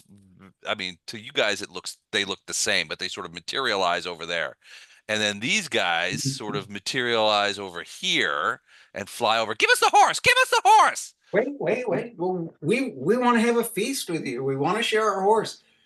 But first, we have to attend to this prank because my friend's birthday is today, and he and his group will be passing shortly. And because they're counting on the river being iced over, we want to see it melted because then they're going to fall in the river and splash, and it's going to be so funny. Give me a diplomacy check. I did. It was a 30. I have to do another The tenor one? of the conversation has changed. Yeah. Okay. So do I still get the boost from? Sure. Okay. So this is diplomacy +4. Holy crap. 41. Okay. Wow. All right. So these creatures move So- forward. I'm sorry. Go ahead. I think it's awesome. So these creatures move forward. They look roughly the same, but they kind of come forward and they begin approaching Arendar and Titus. And they're basically like, a prank, you say? A prank? Oh, that sounds like, and you'll pay us with horse meat to do it? Yeah, but you must keep quiet, right? Right? Because this is a good friend, and we want to see him fall into the river on his birthday. Well, the Pitchwood River is very big. I don't know that we have enough pitch to melt the whole river. Will you still give us the horse? Well, of course we want to share some horse with you, but the more you can do to help us realize our prank, the more horse we have to share. We must discuss it. And they go back to this rock. They all kind of like, you hear these other guys, discussion, yes, discussion, we should discuss it. We should discuss it. We need to talk about this prank, you know. And I use message to go, guys, how much do we need to melt? What do we have to ask of them? Well, basically, I mean, so there's a couple of things. They were talking about using the entire output of Pitchwood Burg, which was 1,000 gold pieces for the thing. That little pond that these guys seem to be guarding or hanging on around, it'll help, but it won't do the whole job. Right. It might help reduce the cost involved, because the residents of Pitchwood Burg won't have to use their entire season's worth of pitch mining to do this, which might sweeten the deal. Yeah, I like that idea. So basically, try and get as much as you can out of them. But then, I mean, so we knew ahead of time what area of the river we needed to melt, right? So we just need to point them in that direction and say as much as you can. I think we As a have matter to of fact, to go along with incrementally. Like You can say if you can melt it down to just an inch or so thick, that would be even better. so do we have an area like Piz, like this, from this point to this point? I'm sure we got something that you could, relate to them. It's the river right here, as much as you can right there. Okay. I mean, does that work less? So you see one guy look over, he says, excuse me, how many people do you want to not have come across the Pitchwood River? A lot. And he goes there. These guys are sort of flying around behind you, sort of down, walking around. They're kind of like back there, but they want to be part of the conversation, but they're not. You think that they've been told that they need to do this and need to stay there. The other ones are like, and one of the was like, this doesn't have anything to do with the siege engines that we've seen to the north, is it? Oh, Be honest. Arendar, It does. You know what? This horse meat is so fresh. We want you to sample it at its best. Arendar, toss him a nice little bit of flank. You're gonna love this. This is so good. At this stage, they already know about this. I would be upfront with them. But yeah, I'll toss them a small piece. I'm just trying to divert the question. Right. Yeah, I'll toss them a small piece of whatever chunk I've got out there. Toss it towards the middle of these guys. All right, and they sort of like they snatch it away, and so this horse meat is really good.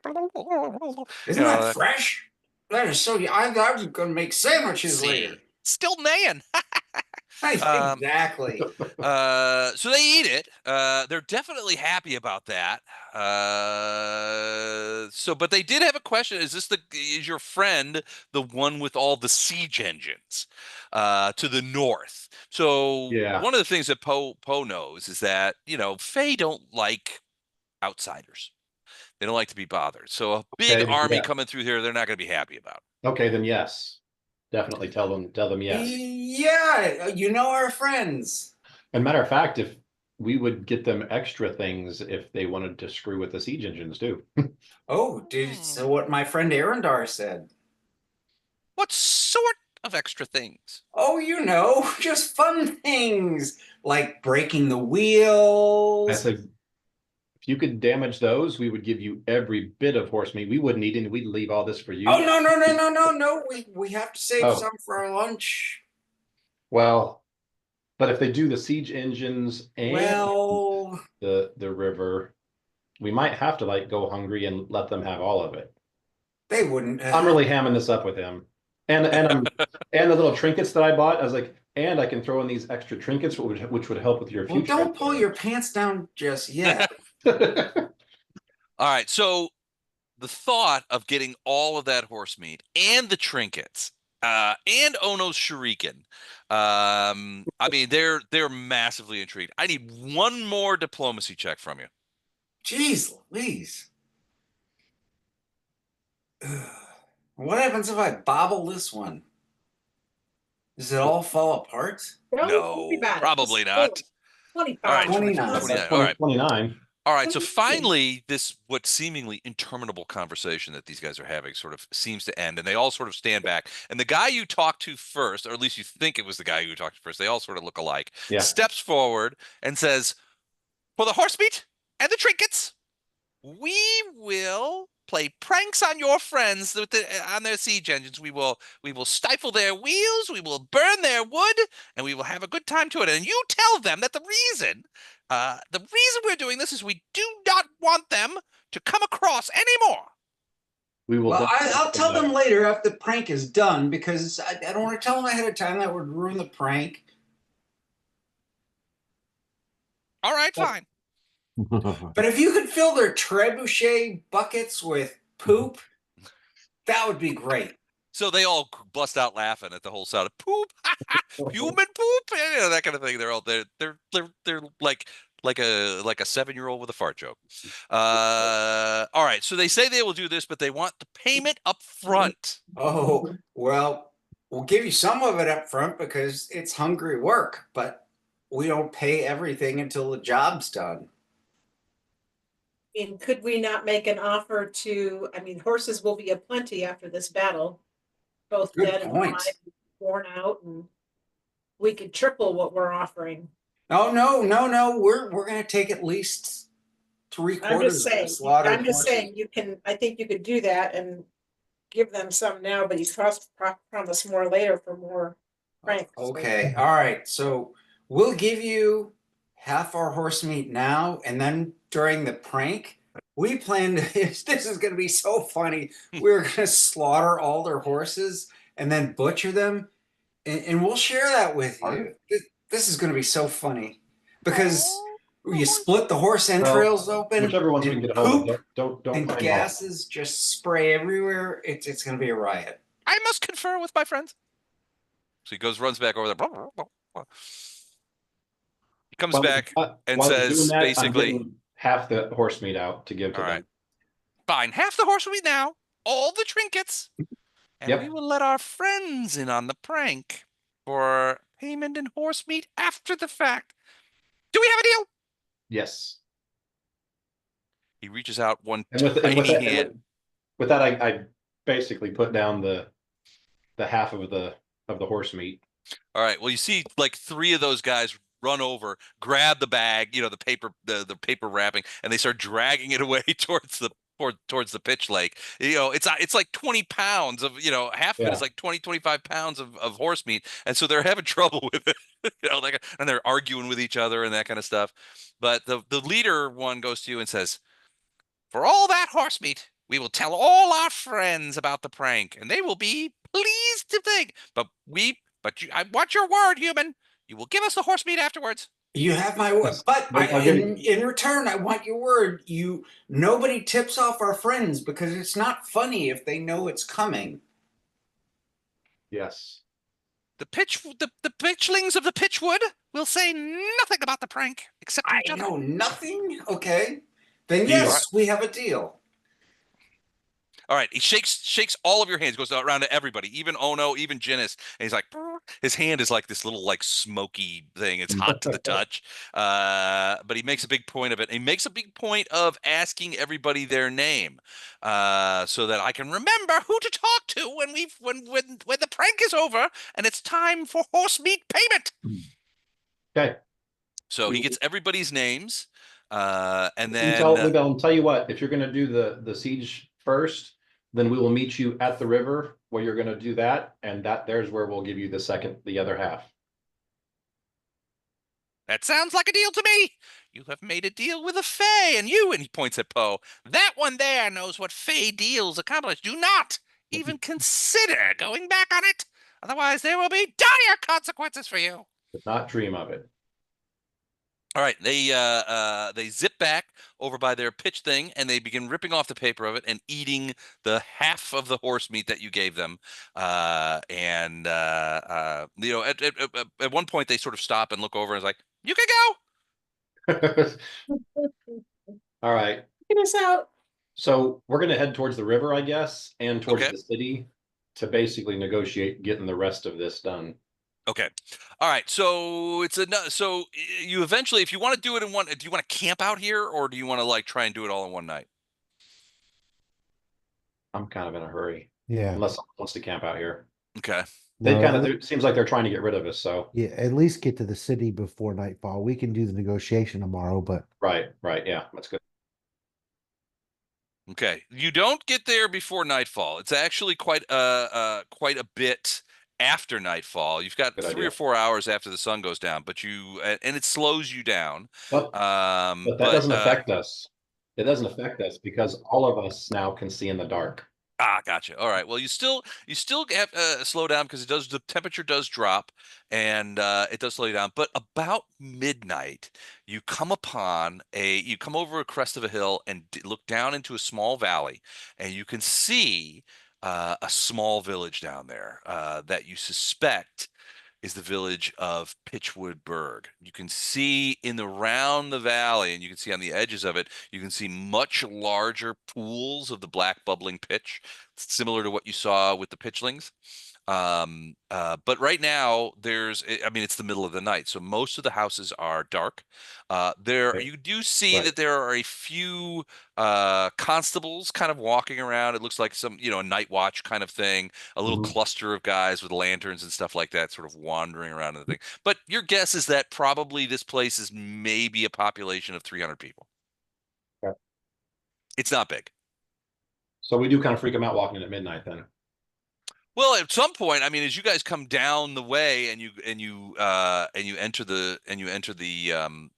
or approach the village, you're challenged. I mean, these guys, well, Right. they know the main ways in, and so you're challenged. You're like, who goes there? Who approaches the village at this hour?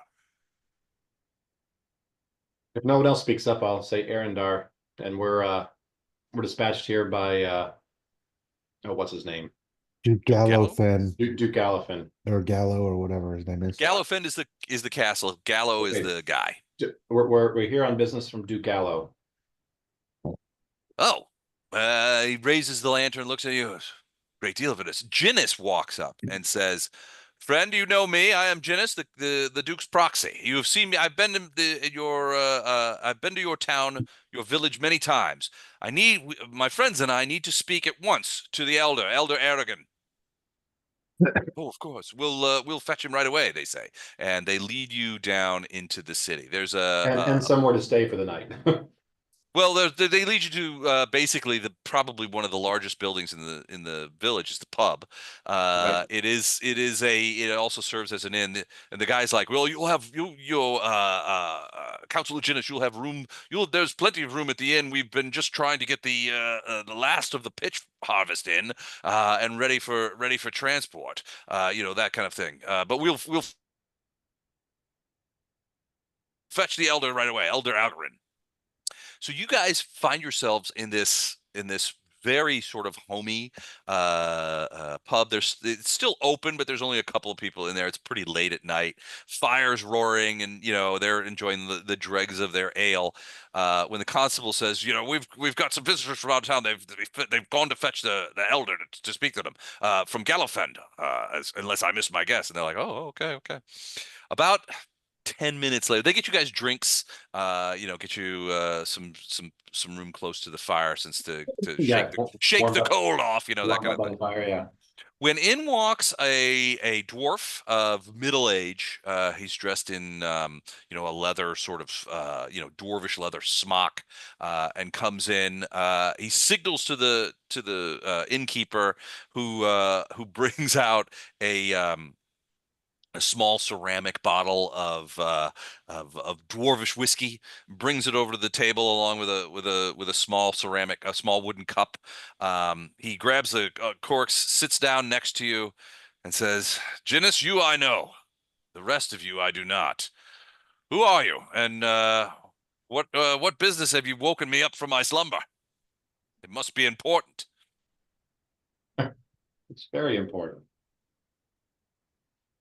"And you must be the errandar that spoke at once to the constable. Who are these people?" And he points at the rest of you. "Ginnis I know.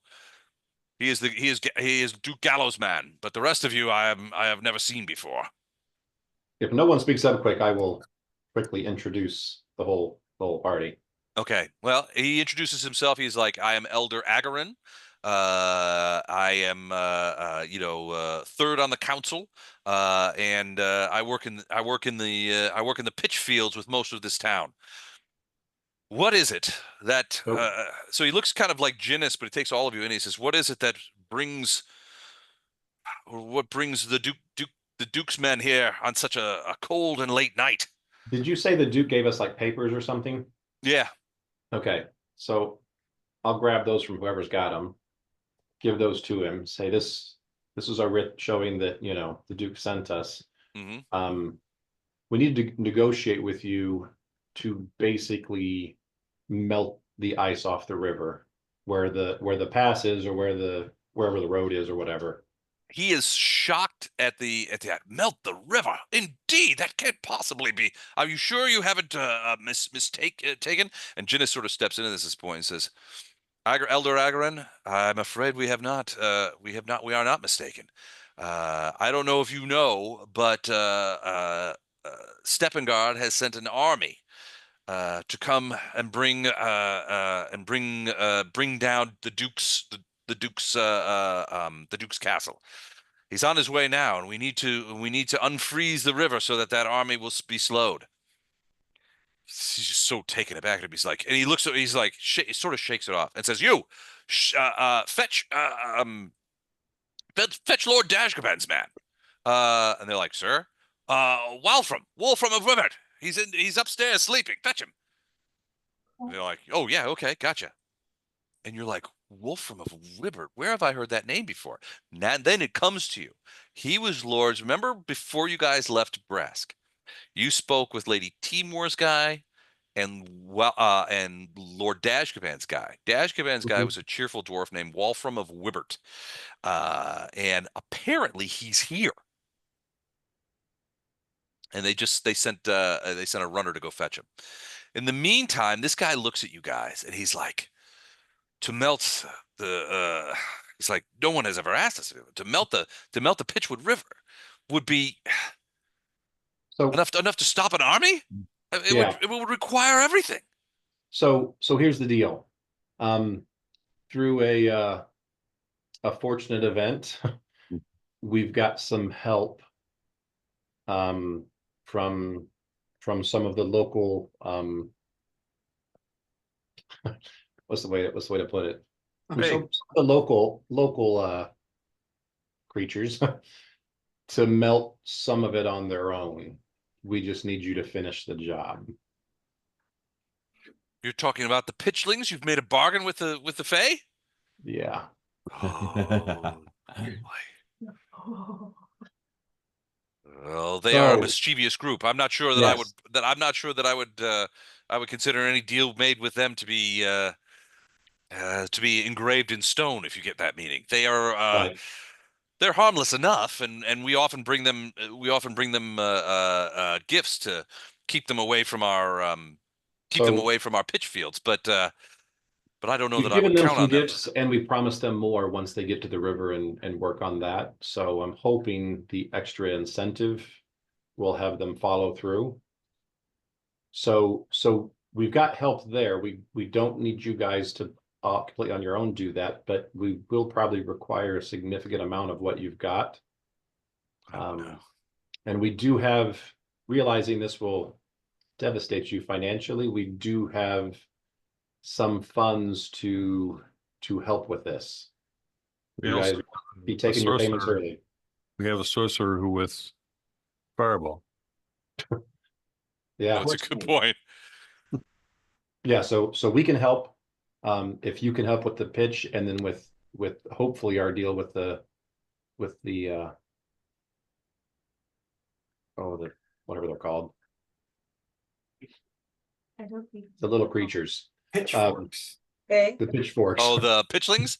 the pitchlings. Yeah. There's a lot of pitch-related words coming out tonight. It's easy to get confused. So, so with them doing some, with us using our own arcane talent to do some, we just need you guys to use your pitch to finish it. And like I said, we will compensate you for most, if not everything that we use here. So it will still deplete your resources now, but you will have the funds that you would have got if you would have sold them little bits at a time throughout, whatever the season is coming up. You'll just have all your money up front. Basically, yes, is essentially what you're explaining is you want us to use the pitch that we've harvested, that we're ready to export. Instead of exporting it and getting paid for it, you want us to use that pitch to light the Pitchwood River on fire, melt the ice, and thereby slow King Steppengard's army. Right. Ginnis at this point steps up and says, "Yes, that's exactly the plan." And he pulls out the container that holds the 300 gold pieces. He's like, "Elder Aragon, here is 300 gold nobles from the Duke himself. This will be a partial payment for your loss." Basically, he opens up the thing and shows them the noble. This will keep your people fed for over a month, and that will buy us the time that we need to make sure that you are made whole in this regard. Can we offer him horse meat? Horse meat. Yeah. At which point, so he's considering over. He's like, "Look, I got to talk to the other counselors. How soon would this have to happen?" Keep in mind, it's like midnight. Like tomorrow. Tomorrow. We've got a few days before, but our best guess, we got what is, I'm asking you, Les. How long do we think before they get here? Before he gets here, probably 3 days. So basically, I'll say you've got a couple days to get this done, but we think within 3 days he'll be here, and this needs to be done before then. Are the wyverns coming first, or are they part of the whole roll, do we think?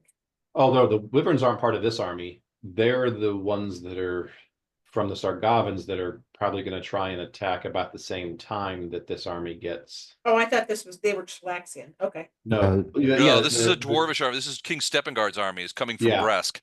Okay.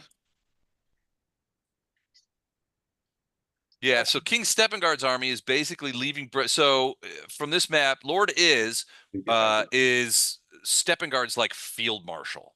He's also a member of the council, but the bulk of the army that makes up the king's army comes from Lord Iz's domain.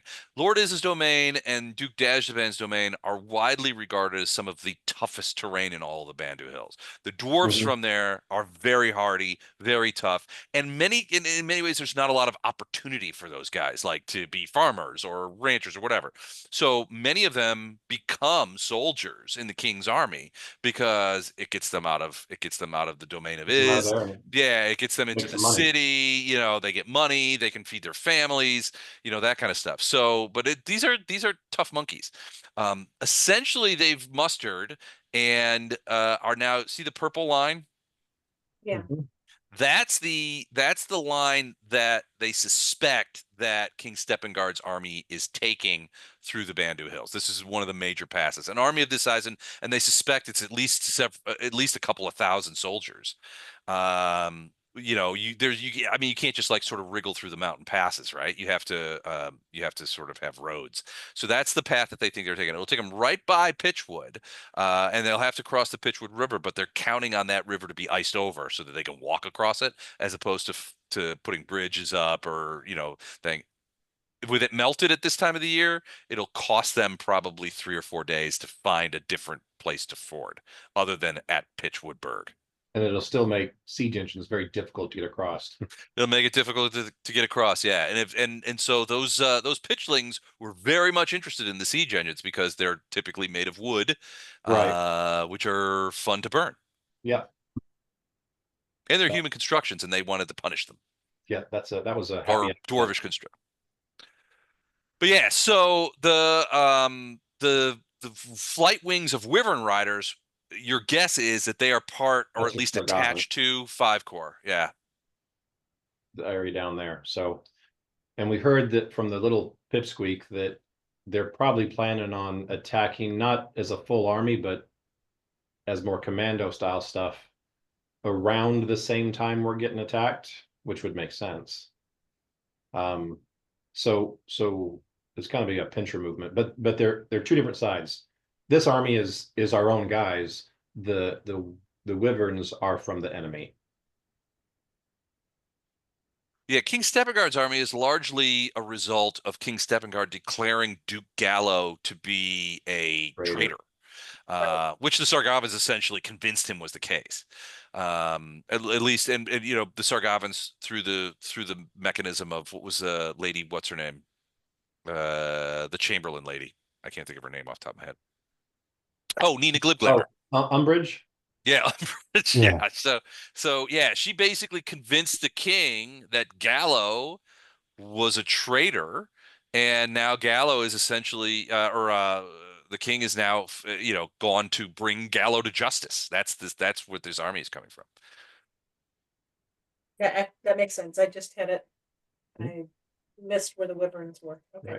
Right. Yeah, the Wyverns are Chilaxian, so they are traditionally Chilaxian. Sargavans historically, well, the Wyverns have to be sort of like, groan's the wrong word. Trained, you have to, Bred. yeah, bred and then trained. So Sargava, Eladir just really doesn't have those capabilities. But what they've done apparently, and the Wyvern Rider that you guys captured, he was wearing Chilaxian Yeah. uniform livery, not Sargavan. They're So from the continent up north. They're not even Yeah. from this area. yeah, they basically, which is what, like as you said earlier, these plans have been in. If there's a flight of Wyvern Riders from Cheliax down here, one, what else from Cheliax is down here, and two, they really must have been planning ahead on this effort, because it would have taken months for the Wyverns to be packed up from Cheliax, put on boats, sent down, to Eladir. It would have taken weeks at a minimum, months probably, more likely, considering the logistical difficulties of that. Okay. All right. So at that moment, So go ahead. what does he think about the 300? That's kind of what I'm. Well, certainly that he tells Jinnis that's going to help. It'll definitely keep the villagers fed, through the remainder of the winter, which is, he was counting on the preliminary. What they'll do is a crash course in pitch sales. Basically, they harvest the pitch throughout both the late fall and winter. That's when they harvest. It's easier to work with. In the summertime, it's more fluid and it's just more difficult to deal with. So they basically harvest the pitch out of the ponds, barrel it while it's cold, and then what they do is when the spring starts to break, then they sell a little bit of it locally, and they use a lot of pitch, right? There's torches, and you could smell pitch burning in this place. Then they'll sell the first sort of barrels of it locally. They send a bunch to Duke Gallo. They send a bunch to Bresk, and that's that's sort of their spring sort of sales. And then over the course of the summer, that's when they do their sort of exports, when the travel is easier, and they'll send barrels to Eladir, they'll send barrels to Gate Pass, they'll send it all over the place. Sequin. Pitchwood pitch is widely used, but they were just getting ready in the next couple of weeks to wrap up the harvest, barrel it up, and send it off to Duke Gallo and Bresk for their early spring money. This 300 will keep them fed until for a month and a half, maybe 2 months if they stretch it, which is good, but it's not going to cover the entirety of the Right. the harvest. But we also don't need 100% of what they've got, because we've got, like I said, we've got a mage that's going to have several fireballs that can help, and we've got the pitchlings helping out. So yeah, we're getting them through just the winter with the money, but we're also not using everything they've got, so they will still have stuff later in the winter to sell.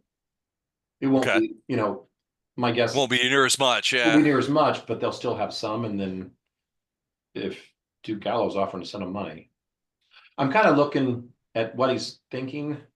Well, I mean, he's essentially actually, you know what? Give me a sense motive real quick. Everybody, give me a sense motive. That's my strong suit. Oh wait. Wait, somebody's got good at it. Wraith's pretty good at it. Rid of all these tests. Sense motive. Uh-oh, not my fort. No, that's really a benefit to you in this party. Yes, that's the only reason you're still with the party, is because you haven't left us yet. All right. Poe did a 28. Holy crap, Poe and to a lesser extent Wraith sort of get this. So this is the vibe you're getting off the guy. Poe, you would probably say, look, this guy, the 300 is appealing, right? Because basically he's selling the spring pitch harvest to you. But it's not the whole thing, and you can tell that he's sort of doing the mental calculations. They've been harvesting this pitch. They've got a lot of things. It's gonna, and he'll admit it. He says, it's going to take a great deal of pitch to melt the ice of the Pitchwood. If not the entirety of our harvest, the bulk of it. If I have your assurances that Duke Gallo, should this work, and we have to do this because he's like, I'm loyal to the Duke. Do I have your assurances that we will be made whole on the other end? And Ginnis is like, you absolutely will be made whole. The Duke will make arrangements to purchase in Inceptia the entirety of your pitch harvest for this year, knowing that you won't have anything for export, you won't have anything for Bresk. It'll be all used here. The guy's like, okay, maybe. He seems to be coming around. At this point, this guy comes rocking down the things. He's got his helmet sort of askew on his head. And he looks at all you guys sitting around. He's like, I have one question. What in the ever-loving hells are you guys doing in Pitchwood Burg? And then he laughs and he comes down and he's like, is there still ale? That kind of thing. He's like, good to see you. What's going on? What's the word? We're that kind of stuff. And, so this is Lord Dashkaban's proxy. So apparently he got out of Bresk as well. Why he's in Pitchwood Burg, you have no idea. He's asking you guys the same question. Why are you here? Yeah, did we know him or talk to him when we were? You did. When you were in Bresk, you talked to both Lady Timor's man and Lord Dashkaban's man. Okay. Sort of cement relationships and that kind of stuff. Because at that point, you had already sort of said we're on Duke Gallo's side right here, because Balin had sort of said we're that kind of stuff. And Balin was always like, we'll go to Duke Gallo's if we have to. If we have to get out of Bresk, that's where we're going. We'll go there next. So you talked to Dashkaban's when Ginnis was taken into prison. You couldn't talk to him, otherwise you would have talked to him as well. But he was in prison. These guys were still sort of out and about, but you had you were able to meet these guys and talk to them. You've met them before, and we talked with them. And it was actually kind of fruitful. They were the ones that basically said, "Look, we're on Duke Gallo's side in this, but we need." They were like, "Our lieges need proof. We can't just declare for Gallo against the king, because remember, there's a lot of conflicting loyalties here." Right. Okay. But he comes down and he's like, "What the hell are you doing here?" Arendar would jump up and shake his hand. Yeah, Oh, I mean, there you it guys is. know him. He Yeah. comes down. He's like, "Good to see you." He's like, "I'm glad." You know, I was. There was word in Brest. The first thing he says is like, "We were worried that you guys have been caught by Talons and killed." That was what the rumor that was going around in Brest as of a week ago. That's when I left Brest and started going down this way. But he's basically said the rumor in Brest is that you've been captured and killed. That the classic they died resisting arrest. Good. At least we don't have anybody else looking for us. Well, that's what the Someone Talons died are saying. resisting arrest. Somebody did, wasn't us. Well, basically that's what he's saying is that the Talons and the King's spokesman are saying that you guys were traitors in the service of Lord Gallo, that you attempted to break Counselor Ginnis out of prison, but that attempt was foiled by the gallant soldiers of the Talon police force.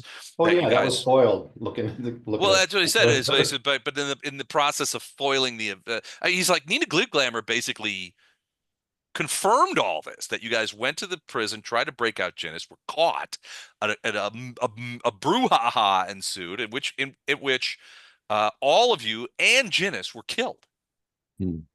Yeah, That's what they're telling people in Brest. I'm gonna kill that woman. Well, at least give her a good talking to. He's the definition of nefarious. Well, so he wants to know everything, like what happened, how did you get, I thought you guys were dead, that kind of stuff. And basically, by way of explanation, he also says, I've left Brest. As soon as he says we thought you were dead, I'm gonna like whisper, we got better. We got better. Basically, he says when things started to go sideways, and Steppengard basically announced that he was calling up the army to go take Gallo into custody, and bring him back to Brest to face charges of treason. He's like, I knew I had to get back to Dashkaban and get my orders. He says, I scooted out of there as quick as I could. I got back to Dashkaban, and basically he is sending me to Gallowfend to find out if the rumors of Sargavan incursions in the Elite Gap are true. Oh yeah. We brought back captives and all kinds of stuff. It was a fun little excursion. He's like, you brought back what? So he's like, you got to tell me the whole story, basically. So I'm assuming that you guys over the course of the elder is trying to gather up the other elders, so you can talk about this pitch thing. While in the meantime, Wolfram is basically saying, look, you guys got to tell me everything. What's going on? When the elder got up to go and check on other elders or whatever, did he leave those scrolls on the table? He did. Yeah, he didn't take them with him. I'm just going to point to the scrolls. All right, so Wolfram will look this stuff over. He's like, this happened. This is real. Yep. We are in much bigger trouble than the people in Brest believe we are. He's like, I was headed for Gallowfend, but with these documents, can I take these? Well, those were for the Timor. Yeah. For Lady Timor. So These for Timor. We have to take we got Timor's guy right here, and he's going to probably go with us if I had to guess. I basically asked him, "Are you heading to?" No. Timor's guy's not here. Just Wolfram's here. Right. Okay, all right. Yeah, it's just the same page. Okay. And do we take these to Timor? Do we have the ability to magically copy these? Well, they're not. I mean, they're not huge. You could probably you take a couple hours. Titus could probably scribe them up. Titus, don't you have a spell that copies stuff? Isn't there like a spell or something that takes like minutes per sheet? Actually, I think didn't we do this earlier on in this campaign? Yeah. We did. No, I don't remember how it turned out. Yeah, I don't remember what we did or how we did it. I thought it was you, Poe. We copied that whole book. The Elvish book. So that we could both destroy the pack and the book, but give a copy to the demon so he could go get out of his problems. Right. Right. So that demon you screwed over. Yeah. So, but we've got the ability somehow to rapidly copy these documents. Was it maybe, Mike, was it your campaign? I don't see this spell in post. You did it. I remember the event. I don't remember how we did it. No, I remember it was this campaign. It was right around the time we went to the fire forest. Scrivener's Chant. I got it. Scrivener's Chant. Let me find that. Scrivener.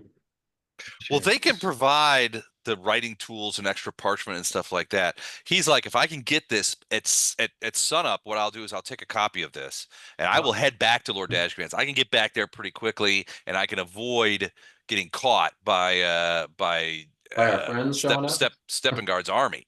Yeah. And that kind of stuff. But I can, if I show these to Dashcoman, Dashcoman will side with Gallo. I know the man. He will. Okay. He hates Sargavans, and the proof that the Sargavans are already infiltrating the Elite Pass, he'll do what you want. Okay. So Yeah, if we can, if I can do we, that. Yep. yeah, we can copy those and give him a copy. Okay. So I mean, that we we can got still money here. take the originals back to Lady Timor. But if this guy's like watching as Poe does this, he knows he's getting direct copies. Yep. So he can vouch for their You veracity. can witness that, yeah. Yep. And he talks with Jinnis too, so he knows Jinnis quite Who's well. supposed to be Actually. dead. Yeah, who's supposed to be dead. So they talk quite a bit too. And they were like, because they basically do the same job for different members of the council in Right. Brest, right? So Jinnis is Lord Gallo's man, right? So they've met. So, all right, yeah, but he's like, I could get this back to Lord Dashcoman. I cannot guarantee that he can get. I can't guarantee that he can get reinforcements to Gallofend. What I can do, and he is guarantee that he can be poised to take the city if you can stop Steppengard's army at Gallofend. Well, and the other question, isn't Steppengard's army like some percentage of Lord Dashkaben's people? Some, yeah, but not all. Right. So can he send a message to just tell them to stand down? Can ask. I don't know that he can do it in time because they're already integrated. They're already on the march, but it's Right. possible. The problem is, even if they got that message, one, there might not be any way to confirm that this is actually happening, that this message is actually from Lord Dashkoman. And two, these people are already loyal to the king as well. They would have to have some pretty definitive proof waved in their faces before they would stand down in the middle of a war. Right. Well, in a couple hours, you're going to have that definitive proof when Poke finishes copying it. He's like, I'll do my best, but we'll see what we'll see what happens. It's possible. Okay. He's like, I don't know if I can make this happen with an army on the march. They're already 4 Right. days away, 3 days away. Well, at least if you get this back to him quickly, so it's good we met you because you can get it back to him quickly. You can, if you're going to move on Brest, you can do that much more rapidly and be ready. Be ready. That's what I would do. I would ask, and Jinnis seems to agree. Jinnis is be like, I think that's probably the best way. There's no way that Dashkoven's remaining soldiers, his personal retinue, can get to Gallofend in time. They can't move that fast, especially now that teleports don't work. You blow up. Right. It's all land business. Plus, teleporting an army isn't. I mean, it's just you can't. That's not practical. It's not Right. practical. So, and he doesn't have. I mean, he's not. I mean, Lady Timor potentially could teleport to people, but she has, her entire army. She has a cadre, a company of mages that she can deliver. So, but yeah, he would basically say, he can recommend, and Jinnis recommends as well, that he can recommend being in position to take the city, the capital city, in the event that Steppengard is defeated or stopped. Is at Gallo. Steppengard back in Brest or is he with his army? He's with the army. Seriously? Yeah, he's leading it. Is Glib Glamour with the army or is she in Brest? That he doesn't know. He assumes, he's like, she's no soldier. I'm assuming that she is back running things in Brest. Man, Well, I'm hoping if she's you- with his army. If you take Brest, if Lord Dashkoman takes Brest, Mhm. do me a personal favor. it's Capture her, imprison her, but don't kill her, Okay. because I want to do that. He's like, I can't make no guarantees, but capture we could potentially make happen. No, I don't let's know. do that, and then we will interrogate her. Yes. Okay. Oh no, it's like, wait, what? Murder? What? No. Interrogate. Brisk interrogation. Very brisk. Very quick. Very. All right. After about an hour, Elder Agarin returns. And he's got two other people with him, a younger man and a middle-aged woman, that he identifies very sort of colloquially as these are the other elders. I've explained to them what's happening. And he goes over the table, he points to the money, he says, this is what they're saying, but they say we have to mobilize the town, and it has to happen tomorrow. And they're just like, they're flummoxed, they're flabbergasted. They're like, what, how do we, what? Basically they asked to hear the same story. At this point, Ginnis basically says, you guys will be made whole. We need to do this. If you're loyal to the Duke, you'll do this. I need another diplomacy check for you guys to convince these guys to do it. Okay, Titus, you're up. Go Titus. Well, and I'll Gordon, give it if he's a- going And to assist, how many people can we have aid him? Two. too. There's an aid. There's an aid. Anybody else got Oh yeah, diplomacy? Nothing. I've got it. See, Nope, I that's a rolled miss. 1. No. It's No, a 50. that's it. All That's it what it needs to takes. be a 10 or a 15 Like or I something. said, I can fail and still. So that's another aid. I know that you can't. I know that you can't fumble skill Can't checks and stuff like fumble. that, but it feels like you should be able to. No. I don't know. As a DM, it feels like you should. If you roll I a am 1, it that- feels like you I am should. that good. Gotcha. So even when I mess up, it's still better than most people's life. I know that just seems unfair, but okay, I'll allow. All So, right, so plus 4, I Some- believe. Somebody's got diplomacy. Somebody else roll. Well, Titus we've make only is got gonna- 2. We've already got 2. Plus I 3 can't on aid that. myself. No. right. Go I have blind. a -2. So now Titus rolls diplomacy and adds plus 4. Yep. Okay. 23. 23. They are. All right, so you guys make your case. Ginnis is helping. The money's helping. You make their case to him, and they are cautious, but you guys give every indication of being emissaries of the Duke. The presence of Ginnis there is really important because they definitely recognize him as being the Duke's proxy. They've seen him before. They met him before. You guys are like, not so much. I mean, smooth-tongued for sure. Beautiful, beautiful people, at least in Titus's case, less so in Ono's case. I'm But wearing a horse meat cravat. the horse meat doesn't sway them at all. Oh, okay. Never mind. But after some debate, after a little bit of hemming and hawing, they do ultimately agree that they will mobilize the town. It's approaching dawn at this point, at which point the elders go out and they begin waking people up. If we're going to do this today, we got to get an early start. And so as the sun comes up over this valley, you see people coming out of their houses. The elders are going from house to house, explaining to workers. They're gathering up groups of men and dwarves together, and they're going and they're dragging. They've commandeered some wagons and they're dragging barrels of pitch over to the river. There's a big wide spot there in the river, which is a naturally it's about probably 200 to 300 yards downriver from the village itself. But it's a natural ford, a really Right. nice place where they would be able to get through. We need to get That's there the spot. first, or at least Arendar needs to get there first to make sure he's there to meet the pitchlings. When they're done with the first job, they were going to come here to do the second job and get the rest of their meat. So far, you have not seen any pitchlings. Okay. So Arendar will hang out there. I don't know if these guys are going to help with the mobilization or whatever they're going to do, but Arendar will hang out down there. The elders say that if there's help that you can do, I know that your the mage Titus will help us with the ignition part, but if you could help us with the spreading of the pitch, we would be much in your debt. Lorelei's going to scout to try to find the other Fae. Okay, Oh, give me a good perception idea. check for her when you get a moment. Does In the lightning, go ahead. No, what were you gonna say? I was just gonna ask a question. If lightning ignites pitch, Does lightning ignite pitch? I would say probably not as readily as a fireball, but any sort of flame based spell will definitely ignite pitch. Lightning bolt probably would ignite it, although it would be more concentrated. I would think the fireball would also help, just on its own, help melt some of the ice. well, it's gonna make a hole in the ice too. Yeah. potentially. Well, yeah, I mean, what you're probably trying to do is melt enough ice to essentially melt a hole in the ice and thereby create a problem for the water upstream where it would blow through.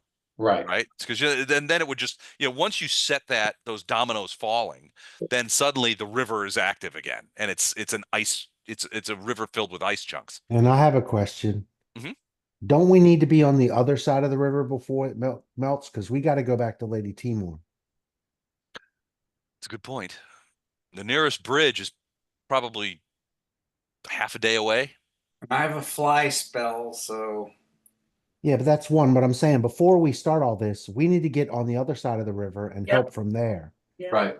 And before we do that, I'm going to talk to Lord Dashgaban's guy and say, okay, you got the copies. Poe finished with those. It only took a couple hours or whatever. Mhm.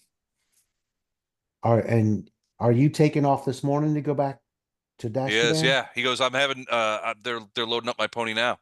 I'm heading out within the hour. All right. Well, be safe. I'll see you when I see you. Perhaps when all this is over, we will share another drink.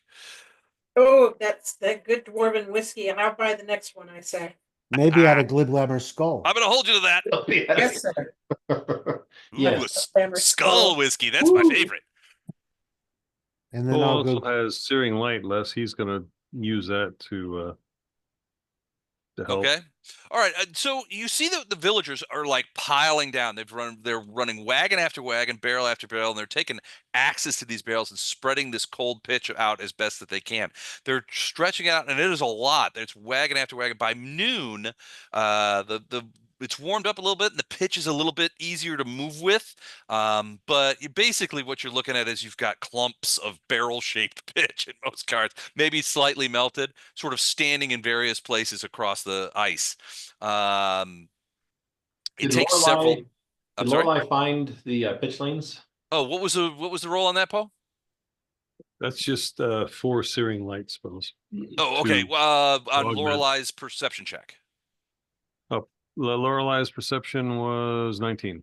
19. Okay. So yeah, so Lorelei did several concentric circles around the town and around the stuff and did not see any pitchlings. I wonder if they just gave up or if they got taken out trying to mess with the siege engines.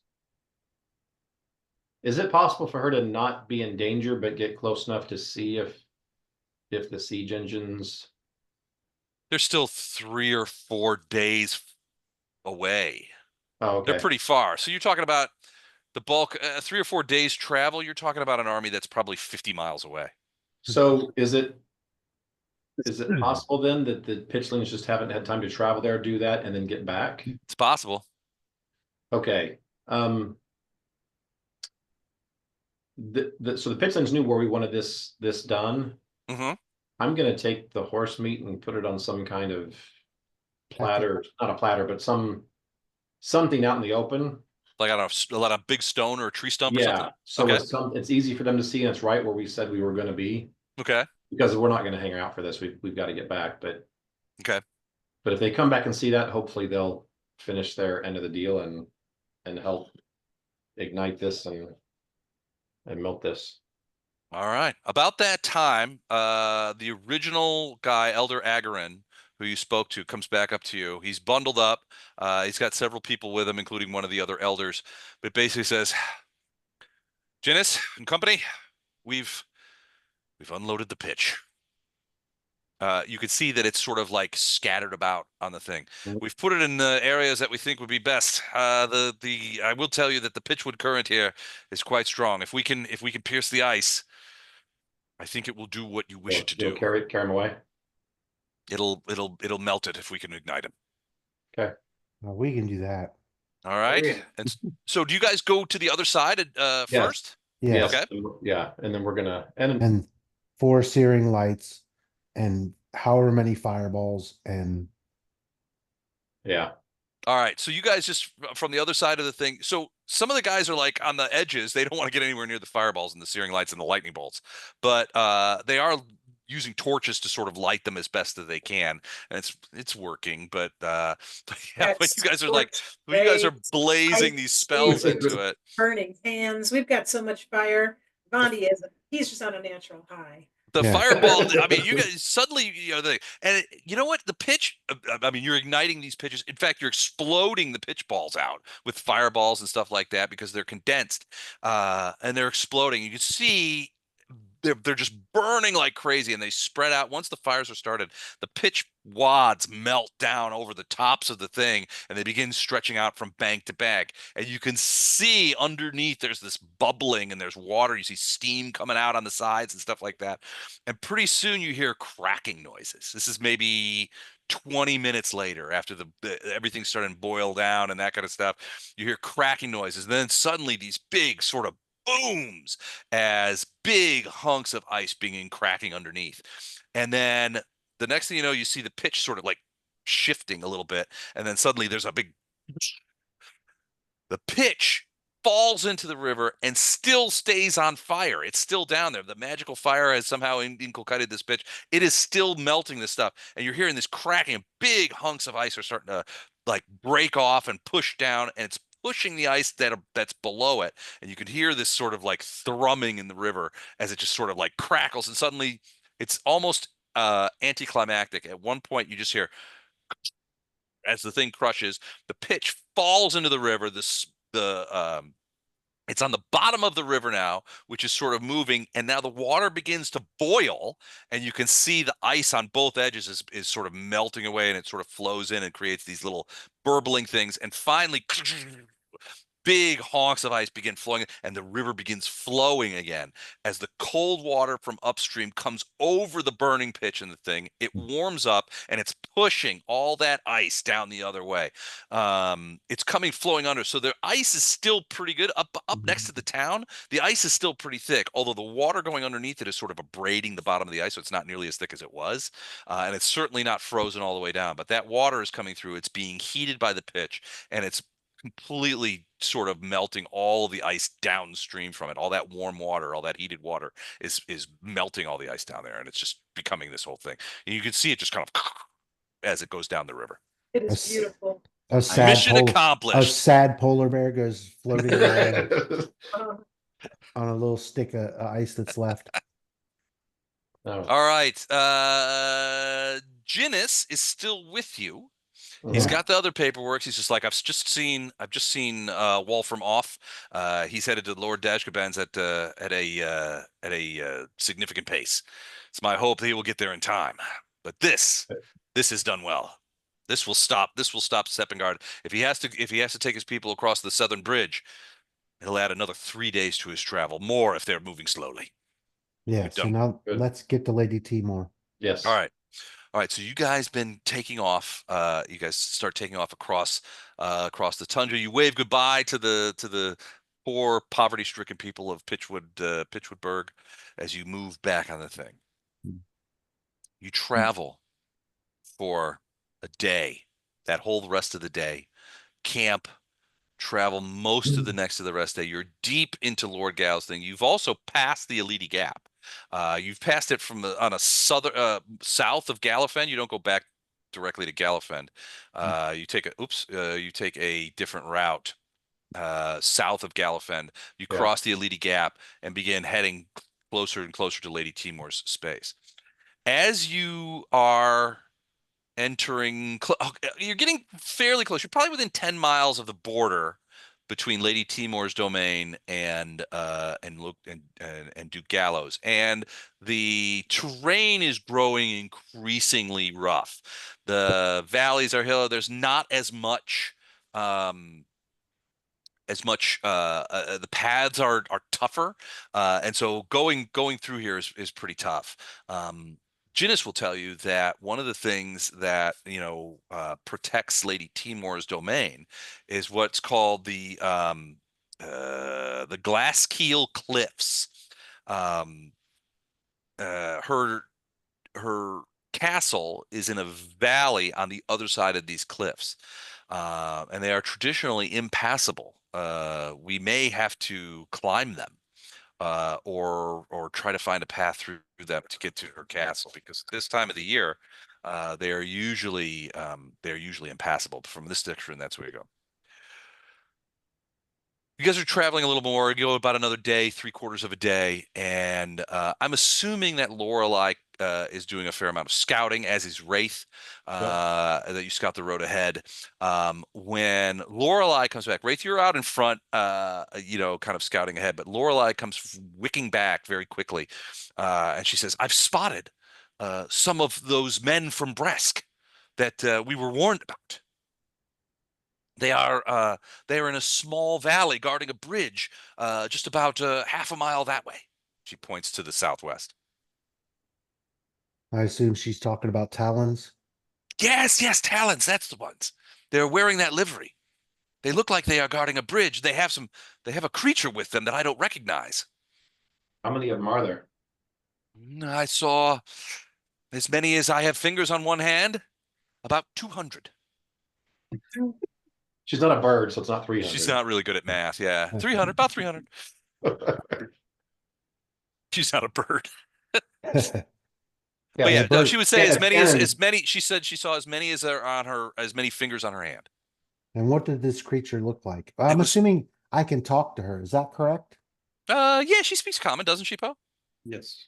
Okay. Yeah, so you can talk to her. She basically says that it's a tall creature, woolly and bestial, a creature of the mountain peaks. They've somehow managed to either enslave it or bring it into their service through for disgusting payments of some sort of horrible, probably horse meat.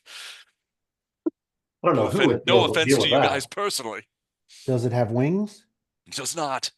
It is a tall and rangy creature that carries an axe made out of some sort of stone. Is it like a bull? A No, minotaur kind of thing, or a? it doesn't have horns as far as I know. As far as I can see, I did not want to approach too closely. Okay. It does not have horns, but it is covered in fur and has bright red eyes. Bigfoot. Bigfoot. They got a squatch. A Sam Squanch. Yeah. Trailer Park Boys. All right. So- Hmm. So I'm gonna keep scouting ahead. Yeah, Wraith, you want to sneak ahead and take a peek and see what we're up against? Yeah. Okay. So you do the stealth thing and the forward scout thing, and until I get visual. Okay. Here we go. Wraith. Let's go ahead and put you in there.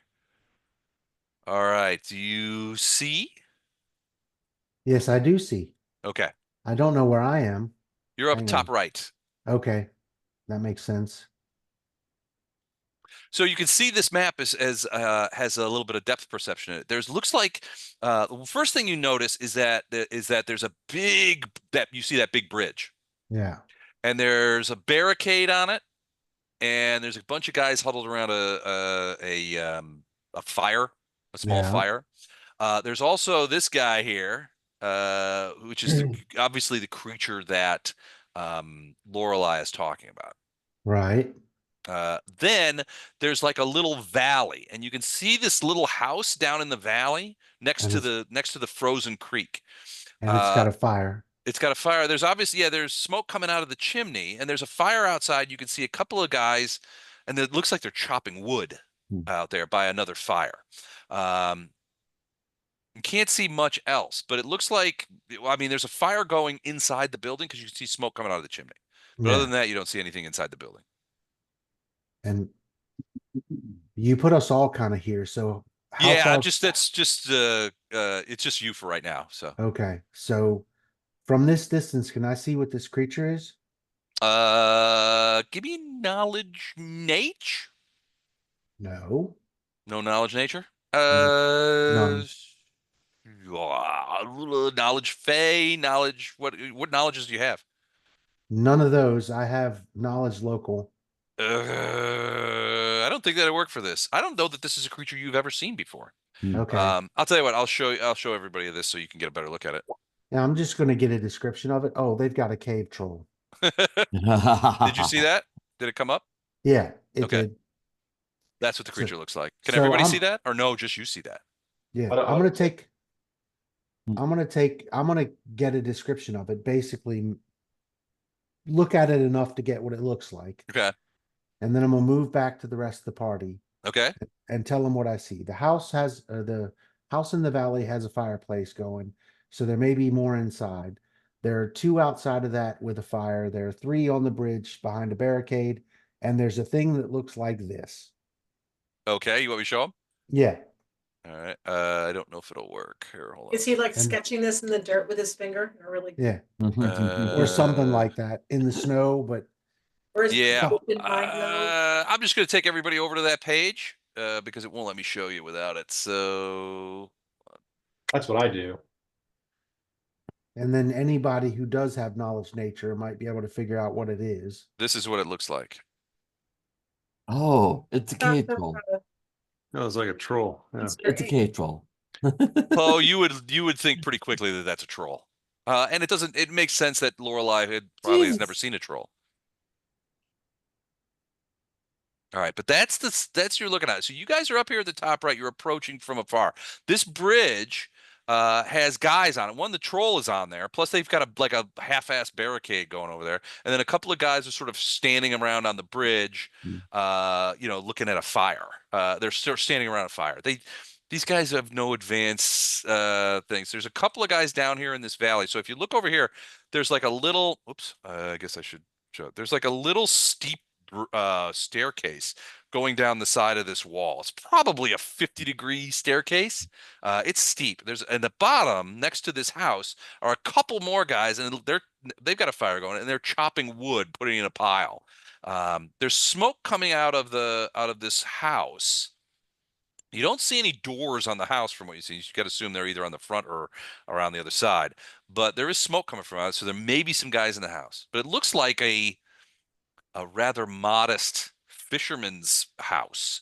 There's a little creek here that's frozen over. It's not a creek. It's fairly, and then a little frozen waterfall up at the top. Where's the frozen waterfall? Oh, back Up at the here. top left, yeah. So it's about from the top of the bridge to the frozen part of the river. It's about 50 feet, 50-foot drop. So at the narrowest distance, how tall is this cliff? So like right here. Okay, like what's right. What's the grade of it? So No. Way over here on the other side of the house. Probably it is shorter. So there is a thing there. You're probably looking at about 25 feet down there, about half. And what's the grade? Pretty steep. It's not walkable. It's pretty steep. Probably 80 degrees, maybe 75. Yeah, but it's got snow on it. So I just wanted to point that out because you guys will tell me what you It does want have to do. snow on it. But if you wanted to sneak around or move around behind the house, which would cut off vision for the 2 by the fire in the valley, and maybe or maybe not the 3 on the bridge, we could try to get down that cliff or that incline. It's 25 feet and at an 80-degree grade. You can almost sled down it from the looks of things. Or we could just go straight at the bridge and set somebody up here at the top of that ridiculous staircase. So if people start coming up, we could deal with them before they ever get there. That kind of thing. That was my thought, is have all of us take the bridge except for Wraith. And Wraith, you go over to, right here, basically on the cliff, and then just start shooting fish in a barrel. I mean, I they was can't gonna get to grease the stairs. I was gonna. And grease yeah, the staircase, exactly. but That's a great idea. Grease that. Yeah. And then I'd like to have some boom mages. It'd be nice to place a fireball right where that fire is. we don't Right. know what's in the house though. Shouldn't we kind of scope out and know how many are in the house? I mean, there could be 70 in there, things that fly and do other stuff and. Right. Well, that was kind of my question about if you wanted to go on the far side and try to investigate the house first. And But we can make those guys come down to us too. it looks like Lorelei if we can fly around quick and she can look around. if we Yes, you tried to can. go in the front door, we would obviously be visible to the 3 on the bridge. Well, Lorelei is, I did look, she's 9 inches tall. Okay. Nope, Leslie's taking a break. And she can turn her lights off, so she's got a huge stealth. Yeah. Her Yeah, she stealth can just is, find a window on any other side of the house, just kind of peek in or go inside. So it's really kind of how do you want to attack this? well, let's send Lorelei down and do a little recon, and then we can go from there. Of the house? Right. Yep. I was thinking Ono and Arendar could take on that big ugly. We just need some kind of mage to help. Once we down it, we'd need some mage to help finish it off. And I'm thinking you need Vondi. Yeah, either fire or acid is what we Because need. Vondi is the fire mage, so that's right in his wheelhouse. So, and like I said, Ono and Arendar could hold the front line and take on the creature, and like I said, we could get a fireball right behind him to hit those 3 guys back there. Well, let's But yeah, let's look around first. All right. So yeah, let Lorelei. Lorelei is going to go down to the whatever that is, a house or Yeah. So she's going to Okay. fly around behind to the lower grade okay. Look for a stealthily and window then or- go down in there and see if she can see in a window or. Okay. All right, cool. So she's going to fly away from the people chopping wood and kind of come down like over into this area. Yeah. Okay, gotcha. All right, cool. All right, so give me a quick perception. No, is that a perception check? 29? nope, that's a stealth. Oh, stealth. All right, so give me a perception. Hold on, let me do a couple of quick. Okay. Perception's That's 18. nice. Okay. Perception's 18. All right. So she flies down there and it doesn't look like any of the woodsmen or the guys on the bridge seem to be paying attention to her. The troll is just sort of stomping around like a psychotic, and not really doing much of anything other than growling and being angry about things. She does see a couple of things. So first, there's a little overhang that's got some wood stacked there, and that kind of stuff. There's a door going into the building under there. Otherwise, I think that probably she would think that, I mean, other than that, you don't see any real. Why is it not grabbing that? What the flip? There we go. She's looking to get either into that building or to look into a window or something just to see if there's how many people are in that building or Okay. how many creature. Okay. So she does spot so that little the yellow squares are entrance and exit ways. There's a little door, a single door sort of underneath this overhang, and then the primary door is the one that faces the river. There's a little dock out there, fishing equipment on it, that kind of stuff.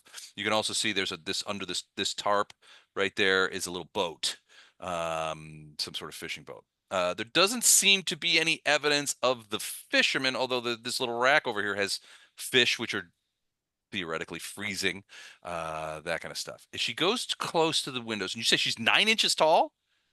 Yep. Oh boy. Okay, so that's pretty stealthy. So she goes over to one of the windows, and the windows aren't fancy. They're sort of this dirty, sort of bubbly glass that looks pretty cheap. And she peers in there, and there's a fair amount of light coming out and inside, and she can see more people than are on a single hand, plus one dwarf in armor, wearing the same tabards, but he seems to be the leader. She would say there's 7 guys plus the leader in there. Okay. What? They're just sort of sitting around. A couple of them are resting with their feet up. There's a big fire going in the fisherman's fireplace. Doesn't seem to be any evidence of the fishermen. One of the things that she notices, this looks like a place that was populated, well, maybe not by a family, but certainly maybe a husband and wife. But neither of them seem to be in the building. So this looks like an occupied territory. Yeah, I mean, she could tell that there's places like, like one guy is like sitting on is like sort of laying back on a large bed with his boots off, sort of relaxing. There's domestic goods, I guess, for lack of a better term, sort of scattered around. A lot of this stuff has been moved out of the way, though, for these guys. Okay, It doesn't she'll look move like their stuff. It's whoever lived here. You don't think that these are Talons. So whoever lives here or lived here does not seem to be here. She'll move back to the party and let them know that this whole area has been occupied by the Talons, and it's hostile everywhere. And there's, what'd you say, 7 people? At 7 least? people plus a leader, a guy who's she thinks is obviously leader. He's wearing, the rest of them are wearing sort of leather armor or brigandine or stuff like that. This guy's a dwarf, and he's wearing mail. He's wearing plate. Plus 2 outside, so 9, 10 below, and 4 above with the troll. So if we're gonna take these guys out, then we probably need to do what I said. We need to destroy the guys on the bridge quickly. I like the idea of putting the grease on the stairs and then just like leave Wraith there to pick those guys out. And as they start coming out, just keep shooting. And if they try to come up, they won't be able to make the stairs very easily, especially with the grease on it. If we can get the stuff on the bridge done quickly, then all of us can swing around. And then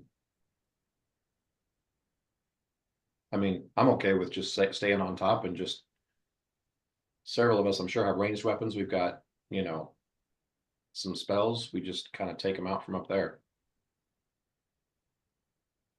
Sounds what too do you easy. Oh, it won't be, but It sounds like a next week's adventure. oh yeah. Oh yeah, we got 7 minutes left. Uh-huh. Oh, maybe it's so easy we can take it out in 7 minutes. I'm sorry, I didn't laugh. That laugh was Fireball. an indication that I have any, nefarious plans or anything. Right. It's never No. good at the end of our sessions to give Les our plan and then let him soak on it for 2 weeks. Titus, fireball, fireball, fireball. Boom, boom, boom. And Um, I can grease the step. I'm just wondering how grease does in this kind of winter weather. I don't think it freezes. Good point. well, the spell still works, Becomes lard. Right. so it makes it slippery. Hard to walk up it. What's the spell where you can lock a door? Is that that's a weight? Arcane lock. Yeah, you got that? Hold Andrew? portal. Hold portal, yeah. Have That's arcane another lock, no. Maybe we can trap everybody inside the. warp wood or something like that. Well, there's a couple of doors, but yeah, I mean, you could slow them down maybe, or if you get both. I mean, if you could do hold portal or arcane lock on. I mean, it would work. It would probably, if they came under attack and you guys were able to lock the doors, eventually it would probably slow them down for a couple of rounds, and then they would decide to come through the windows if they knew that there was a battle taking place. I wonder what Drench would do over entrances in this weather. Nothing immediately. It could cause hypothermia on a person though.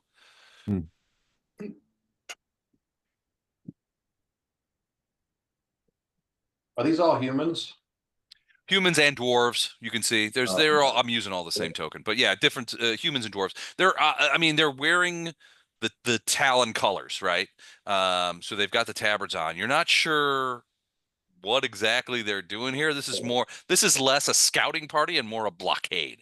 They've piled a bunch of logs in the middle of the thing. It wouldn't be enough for horsemen could just go around it, but like wagons and stuff, you'd have to move that out of the way before a wagon could go over the bridge. Oh, And then they're just posted up over here, and then they've got apparently they're making friends with trolls. But yeah. Didn't you say there was a hole under the house? No, Or I saw a hole under the house? no, it's the door that's under this overhang. Right. That's here. a door, yeah. It's not a hole. And that's black fire. That's not a hole in the cave in the wall behind it. That's smoke coming out of a chimney. This? Yeah. Yeah, that's smoke. Smoke from another chimney. So the troll is DM cheating. Everything else seems normal. What's wrong with a troll? It's an ice troll. It would. Why are you trolling us? I'm going to cast message, and then I'm going to cast fly on everybody. Can you cast fly on everybody? Why not?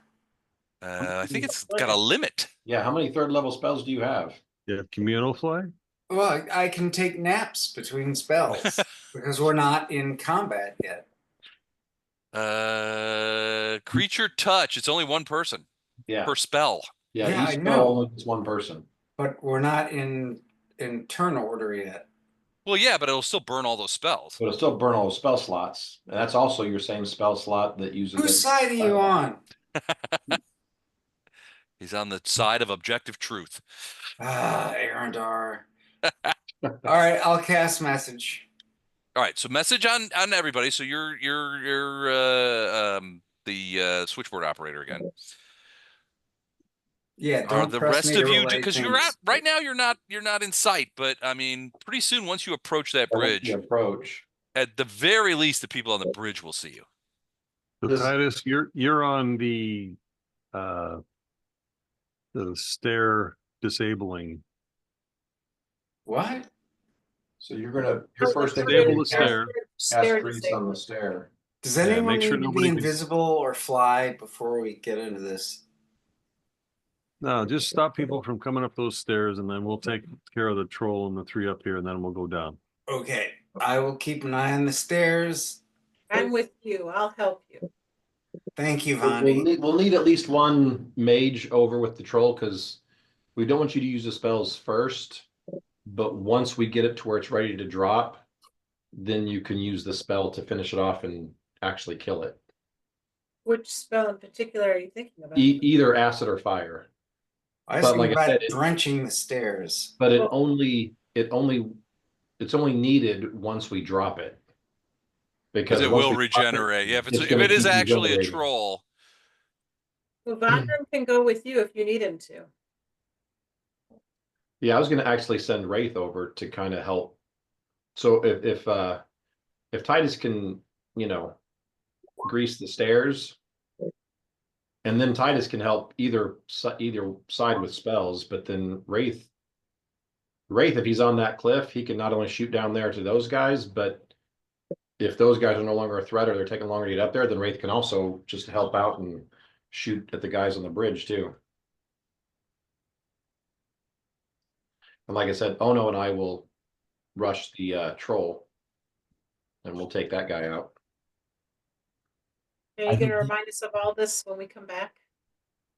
Yeah. Sure. Yeah, let's get in the initiative rolls now. Damn. That's a good one. Before we And then this will call be it quits, who got robbed on the flurry of blows flating? that was a great quote. That should have won. Whose quote was I think it? that was Chuck. Who said I think it was that. Chuck. Chuck. I take my hat off to you. I think it was Chuck. That should have won. And just for the record, I don't want a shirt that says "Warm up your pimp hand." Still.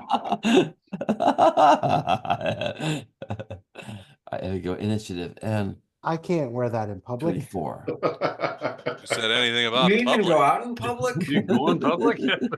Occasionally, I have to go to the grocery store to get food. Ah, They deliver. What are you doing that for? What's that? They deliver. What are you doing that for? Well, not everybody delivers. I live in a small town. Do Chuck any likes of our to like do any that of our every mages once in a have while. the spell haste? And by that, it would only be Titus or Vondrum. I've I got do blessed not have approval. haste. Because that makes waste. Haste makes remember- waste of the other side. I don't Mike, have I have- haste. I have I bless. have blessing of fervor, Mike. So if you sneeze, Okay. I can bless you. How do you have bless? I'm an ASMR. I Yeah. don't- Oh, He's okay. He's got the celestial template, so he gets. His whole Matter of fact, he's bloodline. a mage that can actually, if you're good, he can actually heal you. Yeah, that's right. Wow. Little, Okay. little bits, but Yeah. Like I can undo a paper cut, but beyond that, okay. So Titus, All your right. job is next level. You need to grab haste. That's a super useful spell. yes, sir. I will do that, sir. All right. The initiatives are in. The table is set. We're ready to rock. All right. And we will rock. So next time Next time. when we Thank you. play, which I think I may get back to you guys. We may have some opportunities. I'm trying to run. So those of you who are local, I'm trying to Local to run what? a local to St. Louis. I'm trying to run a Deadlands game on the 4th, and the next Strange Aeons will be on the 21st. I will be gone the weekend of the 28th, so any game that's such scheduled for then will not be taking place. I won't be back until that Sunday, late that Sunday. You can always come over to my house if you're in St. Louis. Awesome. I have been to his house. It's nice, and he always has whiskey there. Sweet. Plus, Yep. we are in Mexico on the 16th. which is Okay, next week. So gotcha. we will probably possibly not be for 18, or we'll be drunk. Okay, Which could be fun or Which not. could be fun. Right. couldn't hurt. All right, sounds good. Sounds good. Awesome. Everybody have a fantastic week. Thank you. Likewise. Thanks. All right. Russ. And- Bye, guys. Night all. Good night. Night. Good See night. y'all.